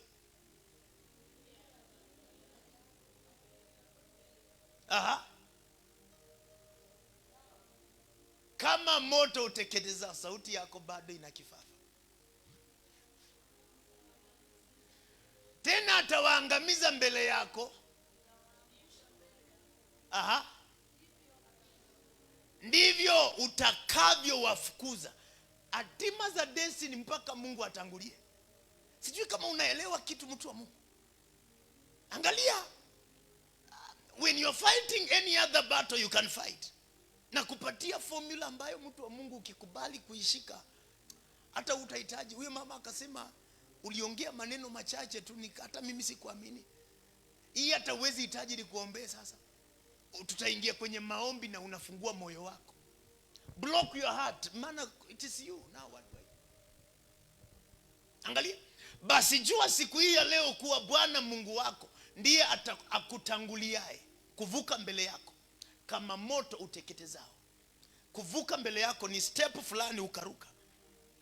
Kuvuka, maana uwezi vuka peke yako. Angalia, atawaangamiza. Namba 2, tena atawaangusha mbele yako. Ndivyo utakavyo wafukuza na kuwapoteza upesi, kama alivyokuambia, kama ulivyokubaliana na Bwana. That is why 1 Corinthians anasema ingawa tunaenenda katika mwili, hatufanyi vita kwa jinsi ya mwili. Aje sasa hatufanyi vita kwa jinsi ya mwili, aje sasa. Angalia mtu wa Mungu, wala chakula. 2 Corinthians 10:3. Hatufanyi vita kwa jinsi ya mwili. This is a simple prayer that I want us to go in the spiritual realm and deal with something. Kumbuka tunakimbia kwa sababu ya hatima. Maana ingawa tunaenenda katika mwili, hatufanyi vita kwa jinsi ya mwili. Next verse. Anasema maana silaha za vita vyetu si za mwili, bali zina uwezo katika Mungu hata kuangusha ngome. Next part. Tukiangusha mawazo na kila kitu kilichoinuka kijiinuacho juu ya elimu ya Mungu, na tukiteka nyara kila fikra ipate kumtii Kristo. Simama kwa miguu yako katika jina la Yesu. Weka record, tuombe. Watu wote tuombe. Nataka uchukue muda fulani, mtu wa Mungu, ukimbize maisha yako, ukapche anga yako. Hatima 4 nimekuambia. Anga ya kumjua Mungu ifunguke kwa maisha yako. Anga ya career yako. Mpaka leo hujaelewa kazi unataka kufanya. Kazi ile unafanya ni ya kubahatisha. Sasa kama leo na bado mtu ako 60 na anaenda kazi ya mtu wa mkono, leo anapata, kesho hapati, ni kunoma. Kwa nini? Hatima yake bado haijafunguka, na yuko 60, yuko 50, yuko 25. Ukiwa 0 mpaka miaka 25, fanya makosa unaruhusiwa. Hiyo hata uhitaji kuomba, utaomba basi ukifika 25. Though utakuwa late. Lakini 25 kuenda umechelewa, unahitaji kukimbiza kitu katika spirit. We are going in the spiritual realm. What is the major assignment? Lord, I pursue my dreams. I pursue my vision. I pursue my destiny. What do you need with my life? Ungetakaje? The work of my hands ifunguke kazi ya mikono yangu. Nakataa kubahatisha. Leo naenda kazi, kesho naambiwa hakuna. Nakataa hiyo roho. Baba asante kwa sababu ya milango ya maisha yangu. Where my life is, kusudi la Mungu lipate kumtii Kristo. Your life. Nyosha mikono yako, sema Bwana Yesu, nisamehe dhambi na makosa.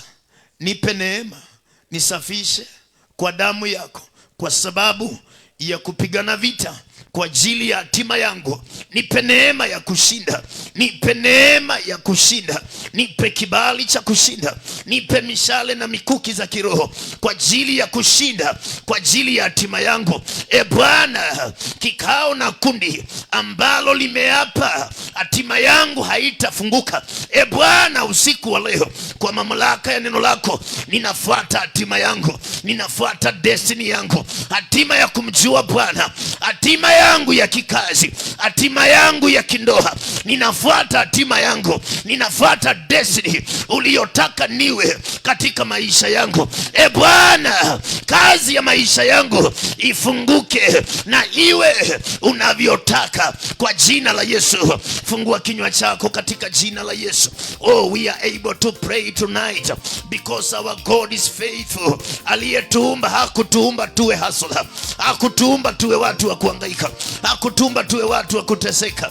Hapana, Mungu alituumba akiwa na mpango mzuri. Anasema, ninajua mawazo ninayokuwazia. Ninajua mpango ninaokuwazia. Mawazo yangu ni mazuri kwako na si mabaya. Oh my God, usiku wa leo I connect to the will and the purpose of God. Kile Mungu anachotaka kwa maisha yangu ndicho ninachokifuata usiku wa leo. Maana mawazo ya Mungu ni kwamba katika mji wa Kiganjo we are able to raise a permanent sanctuary ambayo itakuwa na 7,000 men and women, oh God, from all over the world. Nina connect na anga hiyo. Ninafuata hatima ya huduma hii kwa jina la Yesu. Ninafuata hatima ya mama Bwana aliye nyumba hii, na hatima yake ilijifunga. Hatima ya watoto ilijifunga, na ndio sababu shetani anaweza beba watoto wetu akawabebesha ulevi, akawapeleka kwenye madawa za kulevya. Lengo ni kuharibu hatima zao, na ndio sababu shetani anaweza akasababisha mtu akaolewa in the wrong marriage, maana hatima yake isifunguke. Na ndio kwa sababu shetani anaweza angaisha mtu ili kazi yake isiwahi patikana. Somebody is able to pray. I pursue my dream. I pursue my vision. I pursue my destiny. I pursue my calling. I pursue what God called me to do.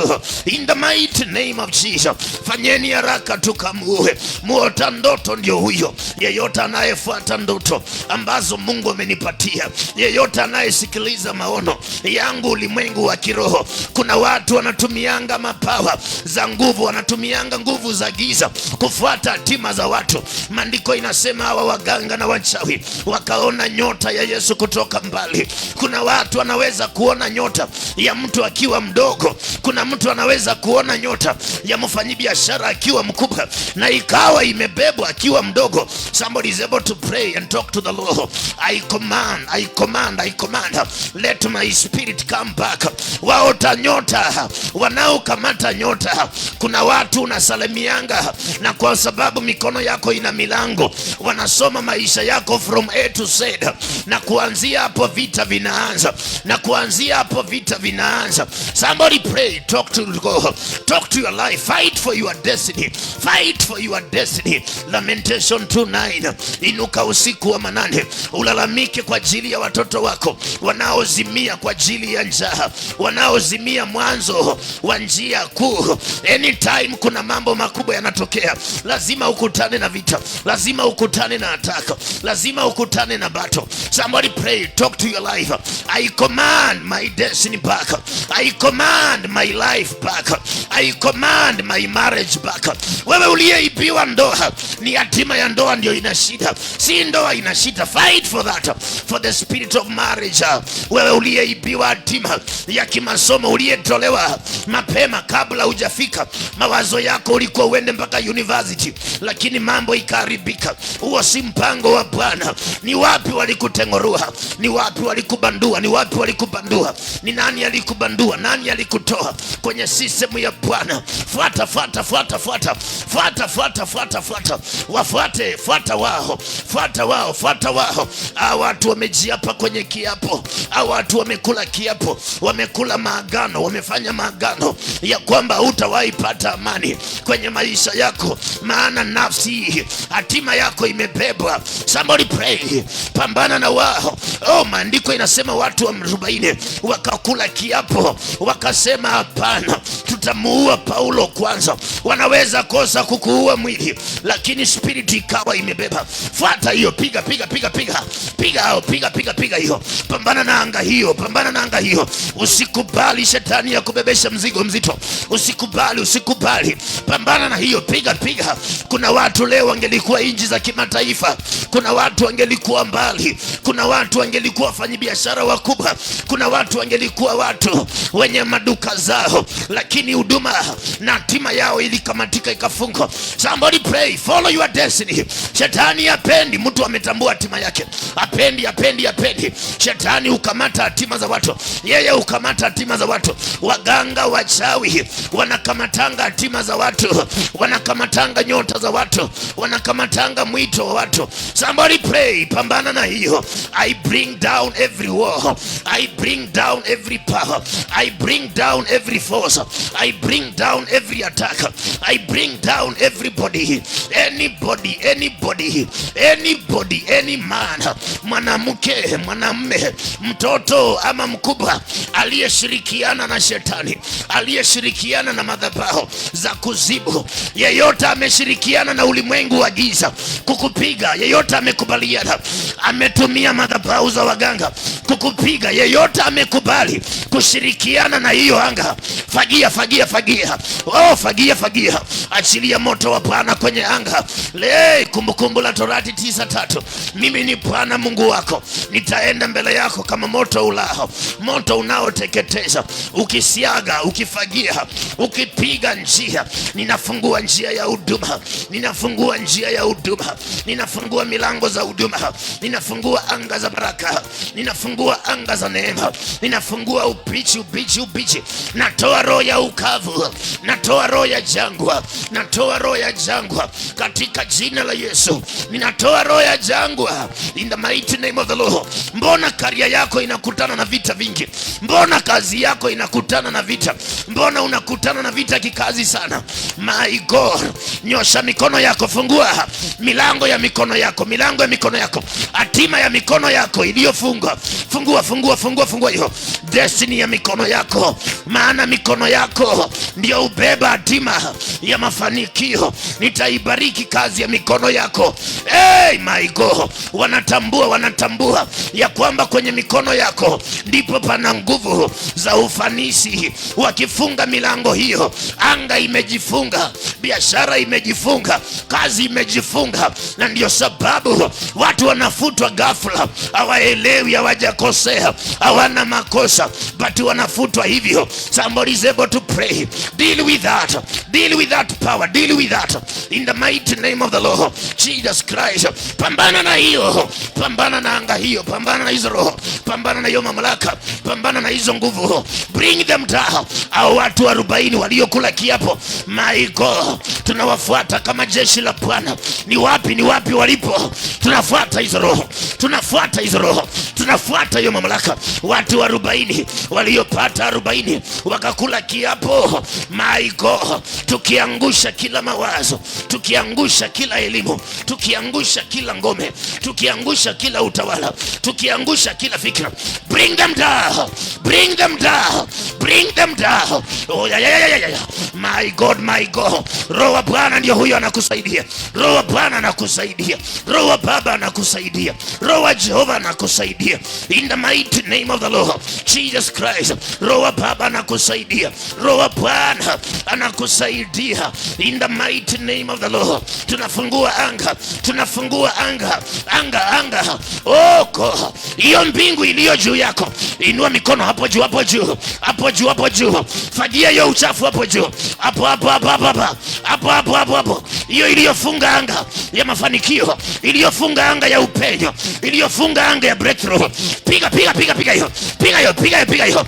Wafua chuma, hizo pembe 4 zilizokaa kwenye anga, malengo ni kwamba usiwe na upenyo, malengo usiwe na breakthrough, malengo usiwe na upenyo, malengo ni kwamba uwe mtumwa, uwe mateka. Hayo si makusudi ya Bwana, hayo si mpango wa Bwana. Oko naachilia ufagio wa Bwana, naachilia ufagio wa Baba, naachilia ufagio wa Jehova, naachilia ufagio wa Baba. Ninafagia anga hiyo in the mighty name of the Lord Jesus. I declare tonight, not by might, not by power, I pursue my destiny, I pursue my life, I pursue what God sent me to do in this land.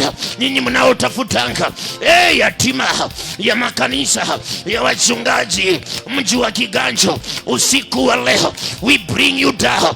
Ni usiku wa manane, inaelekea saa 9. Hapo ndipo wanainukanga maejendi wa kuzimu, maejendi wa kimapepo, waganga na wachawi. Hiyo ndio nyakati zao. Piga hiyo anga, furuga hiyo. Hiyo ndio masaa Mungu ameturuhusu tupambane na hiyo. Oh my God, ni nani huyo alikuendea kwenye madhabahu? Nani huyo alikuendea kuzimu? Nani alikuendea? Ni madhabahu gani aliinua? You are strong, you are strong. Mwanangu, ninakupa Roho wa Mungu anakusaidia, Roho wa Mungu anakusaidia, Roho wa Mungu anakusaidia. Aliyesimama mbele ya njia, aliyesimama mbele ya milango, aliyesimama mbele ya huduma yako, aliyesimama mbele ya milango yako ya kazi kufunguka. Oh yekatapa retelele Michael, ninashika nguvu zote za giza, madhabahu za kiuchawi, za kiuganga. Njia yao ifanyike utelezi, njia yao ifanyike utelezi. Yeyote anayekufuata, yeyote anakufuatia, amekufuata sana, amepigana na wewe sana, imefika mwisho tonight. Mwisho ni mwisho. Enough is enough, enough is enough, enough is enough. Somebody pray, somebody pray. You are pulling down, you are pushing the agenda of God, you are pushing the agenda of God, agenda ya Mungu, agenda ya Mungu. Bring them down. Yeye aliyekufa, either alikufa ama yuko hai, alikufa ama yuko hai, na amekamata hatima yako. Destiny haifunguki, hatima haifunguki, destiny imejifunga. Ni mpaka lini? Ni mpaka lini? Ni mpaka lini? Hatima haijifungui, hatima haifunguki. Piga. Aliyekufanya ukadrop kwa shule na ndio bado anakuina mpaka ndoa. Ulidrop kwa shule, ulidropia kwa shule, kwa barabara. Pesa ikapotea. Shida si pesa, walikuwa wanapiga hatima, walikuwa wanapiga destiny, walikuwa wanakupiga kihatima. Somebody is able to pray in the mighty name of the Lord Jesus. You are praying, you are praying, you are dealing with any power, any force. Tumia lugha iskata. Ninawatawanya, ninawafyeka miguu yao, ninaifyeka ulimwengu wa kiroho, ninaifyeka. Nawatawanya kwa moto, nawatawanya kwa moto, ninawatawanya kwa upanga wa Bwana. Amelaaniwa azuiaye upanga wa Bwana kumwaga damu. Oko wao wameua, wameharibu, wamefunga maisha watu wengi. Enough is enough. We declare tonight in the name of Jesus, not by might, not by power, but by the Spirit of the living God. Let my destiny get open, let my life get open, let my calling get open. Kuna watu vipawa zilizima, kuna watu vipawa zilizima, kuna watu mwito ulizima, kuna watu biashara ilizima. Walizima taa, walizima taa yako, walizima taa. Hiyo taa ya ndipo zima, ndipo njia ionekane. Walizima taa ya ndoa na ndio sababu haikupatikani. Oh my God, light up the light, light up the light, light up the light in the mighty name of Jesus. Ninafungua hiyo, ninakata mikataba, mikatala, magano, program zao, agenda zao hazitatimia over my life, over my spirit, over my calling, over what God has called me to do in the name of the Lord Jesus. Ninatangaza usiku wa leo katika jina la Yesu, hatima ya huduma hii ikafunguke, ikafunguke Baba, hatima ikafunguke, vita vya mikutano za injili zikaachiliwe in the mighty name of the Lord Jesus. Usiku wa leo ninaachilia habari njema, utukufu wa Bwana in the name of the Lord Jesus. Baba, nitangulie Bwana kama moto ulao, nitangulie kama moto uteketezao, nitangulie kwa nguvu ya jina la Yesu, nitangulie kwa mamlaka ya neno la Bwana in the mighty name of the Lord Jesus. Asante Bwana, asante Bwana, asante Bwana, asante Baba, asante Yesu, asante Mfalme.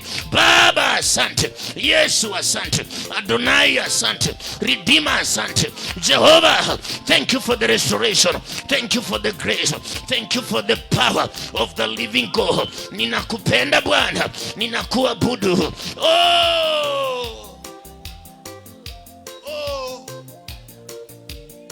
Mshukuru Bwana.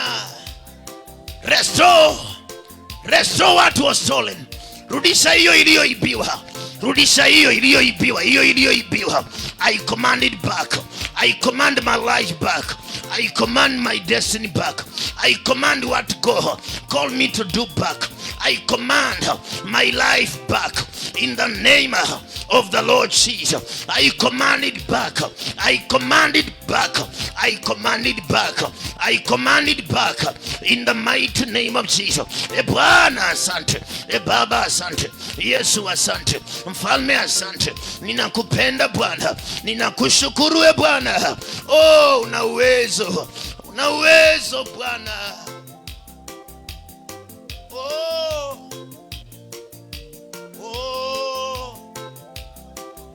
Wewe waweza Bwana, wewe waweza, wewe waweza Bwana, wewe waweza. Shukuru Bwana, inulie Bwana mikono yako, mwambie Baba asante, mwambie Yesu asante, mwambie Baba asante kwa ajili ya wema, kwa ajili ya fadhili, kwa ajili ya rehema za Baba. Baba tunakupenda na Baba tunakushukuru.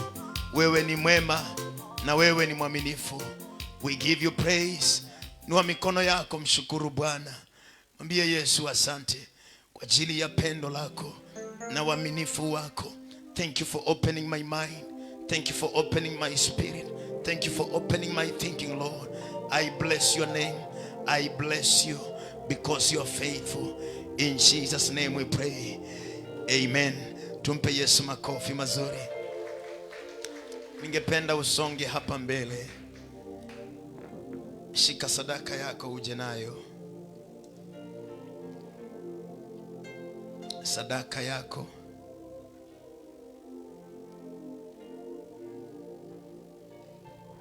Sadaka yako uje nayo. Kisha usonge hapa mbele. Kisha usonge hapa mbele. Kisha usonge hapa mbele. Oh, thank you, Lord.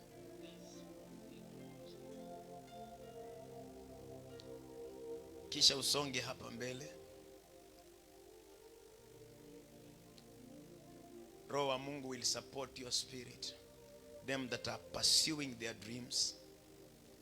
Nimekuonyesha hatima 4 ambazo zikikosa kufunguka kwako, utaishi maisha ambayo si yako forever.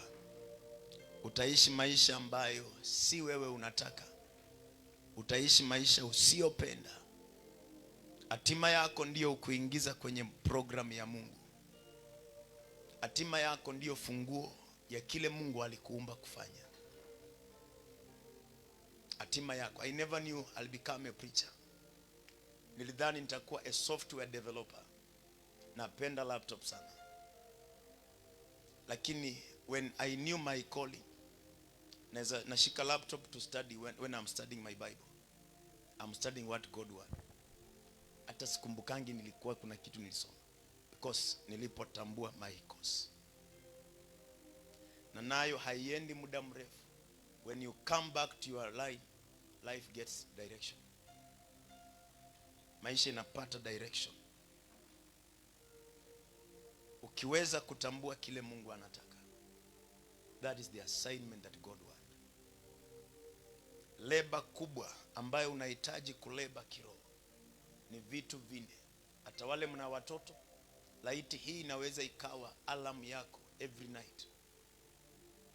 Nipe Lamentation 2:19. I love this. Lamentation 2:19. 1, 2, 3 go. Iko wapi bwana? Thank you. Anasema inuka ulalamike usiku, mwanzo wa makesha yake.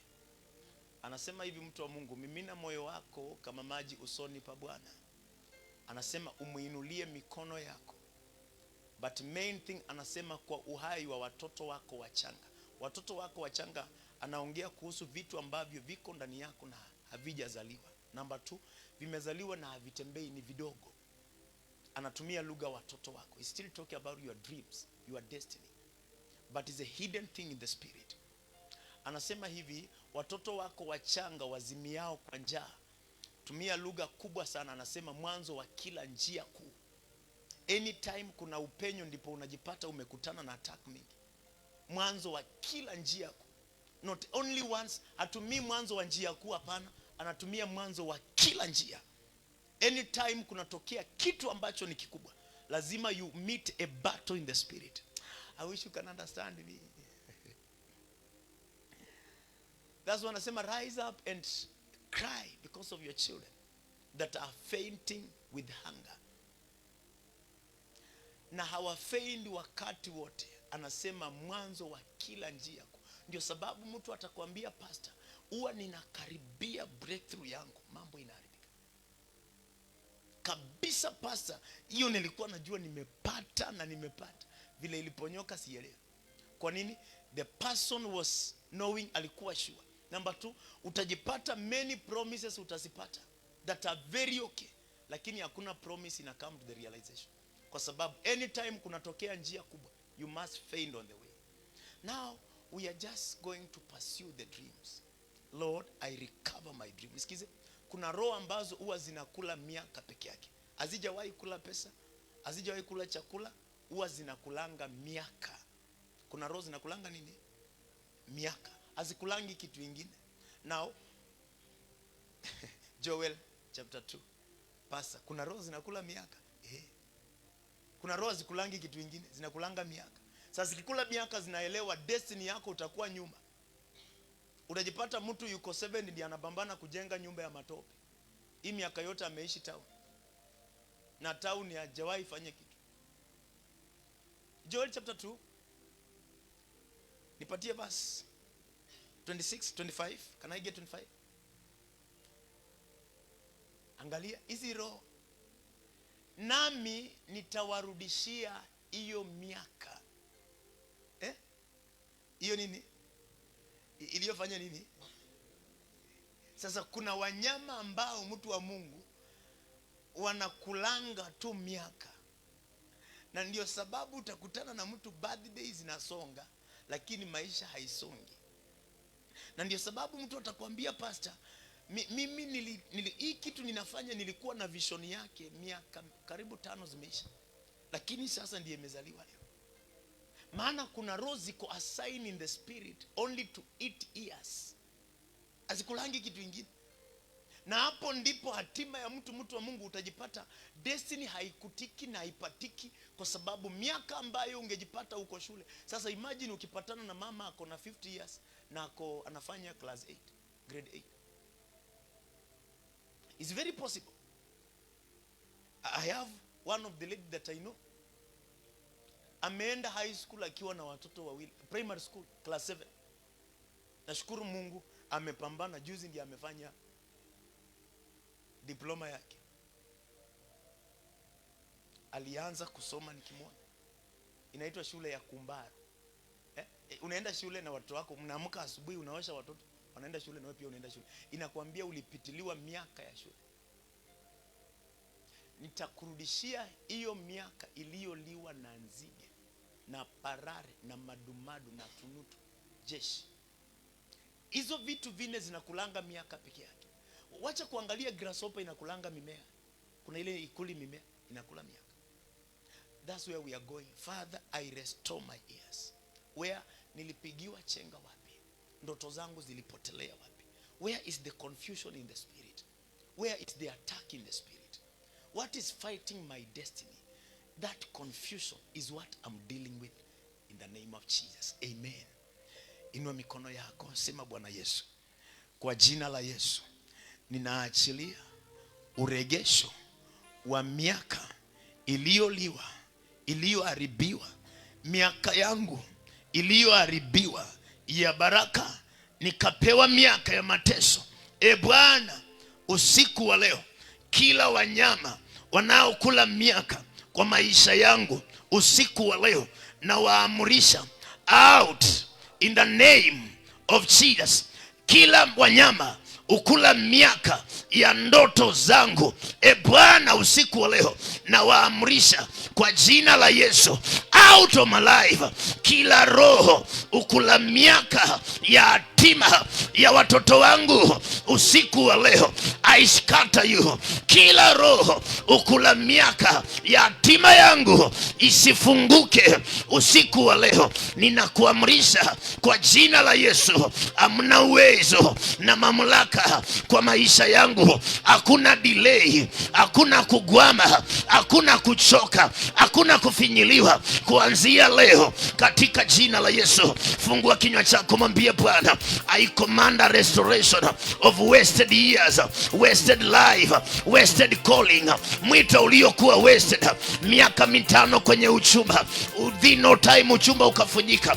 Miaka 10 kwenye ndoa, baada ya hapo ukarudi zero. Miaka 10, miaka 20 kwenye project, hiyo project kumbe haikuwa reality, ikaharibika. Ni miaka iliyoharibiwa. Miaka 30 ni partnership, within no time wakakukiuka. Baada ya hapo sasa ujui utafanya nini. My God, ni roho ambazo kazi yao ni kukula miaka, kazi yao ni kuharibu miaka, kazi yao ni kunyamazisha miaka, kazi yao ni kukuweza, wasting in life. Miaka 3 kwenye uchumba, within no time mambo imeharibika. Mbindi ameenda, brother, you are just alone. Miaka 10, miaka 30 kwenye ndoa, na baada ya hapo somebody runs away, anakuacha hivyo. Ni wasted year, maana huwezi rudi zero, huwezi rudi kuanza zero. Hapana, hapana. Somebody is able to pray. Oh God, I declare, hiyo imefunga hatima ya kazi haifunguki. Hiyo imefunga hatima ya kazi haifunguki. Somebody pray for your hands, talk to your life. God, I command the power to restore what stole my ears, what stole my blessing, what stole my favor, what stole my joy, in the name of Jesus. Ninatangaza usiku wa leo katika jina la Yesu, any power and any plan that has eaten the ears of the people of God, every spirit of the enemy, pack and leave, pack and go, in the mighty name of Jesus. Ninavunja utawala huo. Kila wanyama wa kimapepo, kila wanadamu ambao wanatumika na shetani na malengo ni kwamba hatima ya mwanadamu haitafunguka, I command you by the power of the Holy Ghost, kwa gharama tulioilipa usiku wa leo, I scatter you, I destroy you, I paralyze you. Men and women waliokuwa kwenye kiapo ya kwamba hatima yako haitafunguka, wakakutoa shule mapema, wakakutoa kwa ndoa mapema, wakakutoa kwa kazi mapema, na bado wanakupiga mpaka leo, I command that spirit, fight on you, fight on you, fight on you, in the mighty name of the Lord Jesus.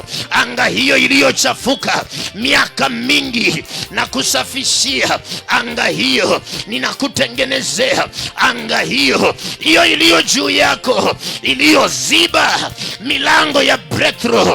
I cancel the power, and now by the authority of the living God, I command blessing. Spirit yako ifunguke, kukawe na neema, kukawe na upenyo, kukawe na breakthrough, kukawe na kile ulichotamani kupata. No delay, no delay, no delay, no delay, no delay. Ministry wide, no delay. Life wide, no delay. In the name of the Lord Jesus. Hiyo inakulanga hatima za watu. I declare, will not eat your life, will not eat your life. In the mighty name of the Lord Jesus Christ. Hizo ukula hatima za watu. I silence the power, I destroy the power, I bring it down. Na sasa kwa jina la Yesu, ndoto zako zikarudi, maono yako yakarudi, vision zako zikarudi. My God, kwa jina la Yesu, hiyo iliyoiba ndoto na maono, maana it does not support visions, I cancel the power, and now by the Spirit of God I command restoration of wasted years, restoration mahali mungelikuwa wazee. I command that power to lift you.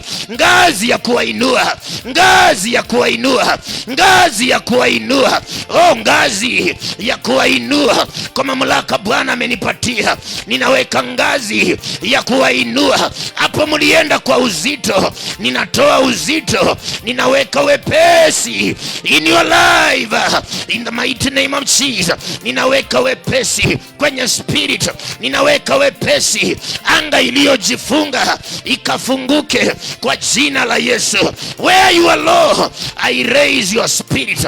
Ninaachilia impartation ya anga ya Bwana, ninaachilia impartation ya roho mpya, naye huyo roho akusaidie. Naachilia mkono wa Bwana, nilivyonyosha mkono wangu kwako, ninaachilia nguvu hizo zikusaidie. Power to raise you, neema ya kukuinua. Oh my God, kuna mtu anainuka, kuna neema, kuna neema, kuna mlango uliofunguliwa na Jehova, kuna mlango wa kuingia, kuna neema ya upenyo, kuna mkono wa Bwana to support your spirit. Where you are low, I command victory. Ninaachilia upenyo wa Bwana, ninaachilia support ya Mungu, ninaachilia nguvu zilizomtoa Yesu kaburini. Huyo roho wa uhai akulegeshe mamlaka yako, na kuanzia ibada hii I connect you to your destiny. Ile traka uliyotoka kwayo uipate njia hiyo. Father, we thank you. I connect your people with the right way to your blessing. Nayo njia hiyo utaipitia. May you not hit a miss. May you not hit a miss. May you find what God created you to be. May you meet with what God called you to become. May you meet with your life destiny. Your destiny helper, I release them in your spirit. Mtu aliyeandaliwa na Bwana akusaidie. Yusufu akatangatanga nyikani. Yawezekana umeishi ukitangatanga mji huu. I command power of wandering. You are now over in the name of Jesus. Wandering power, roza kutangatanga. I command you by the authority of God. You have no power over the life of these people. Any spirit of mistakes, rosa regression, makosa mengi katika maisha, I cancel that power. Na kwa mamlaka Mungu amenipatia, neno la Kristo ninatangaza hivi: maisha yako yapokee ngazi ya kukuinua kiwango ambacho ungelitaka kuenda. Ninahamisha roho yako level hiyo uliyokwamia, ninakuinua kiwango kingine. Father, we bless you. Father, we thank you. I bless your children. I bless your people. In Jesus' name we pray. Somebody shout amen. Tumpe Yesu makofi mazuri. Shika mkono wa mtu hivyo umesimama. What a wonderful family now. I want us to pray for the crusade for a few minutes. We are going for the crusade. A few minutes. What do you want to go to? Wow. This is Eliud Neno Evangelism Center Kiganjo. Kona ya pili. Hapo tu from bypass kona tu. From Makongeni kona tu. Hapo ndipo tulipo. My friend, This is a moment not to miss. Ni kama I just want mito to na take wewe it. unaipindua unavyotaka. Baba, asante kwa ajili ya leo, anga, njia, upenyo kwa ajili ya mkutano wa Injili. Nafungua anga hiyo. Asante kwa ajili ya kona ya pili. Hapa ndipo kanisa lilipo. I release divine location, compass direction from the people of God all over the world, all over the place, even in the media. I command victory. I command the joy of God. I command the power of the living God. Ninaachilia upenyo kwenye mkutano wa Injili. The favor of God, the grace of God, power to pull men and women from their captivity and bring them to the light of God. Ninaachilia upenyo uwanja huo usiku wa leo.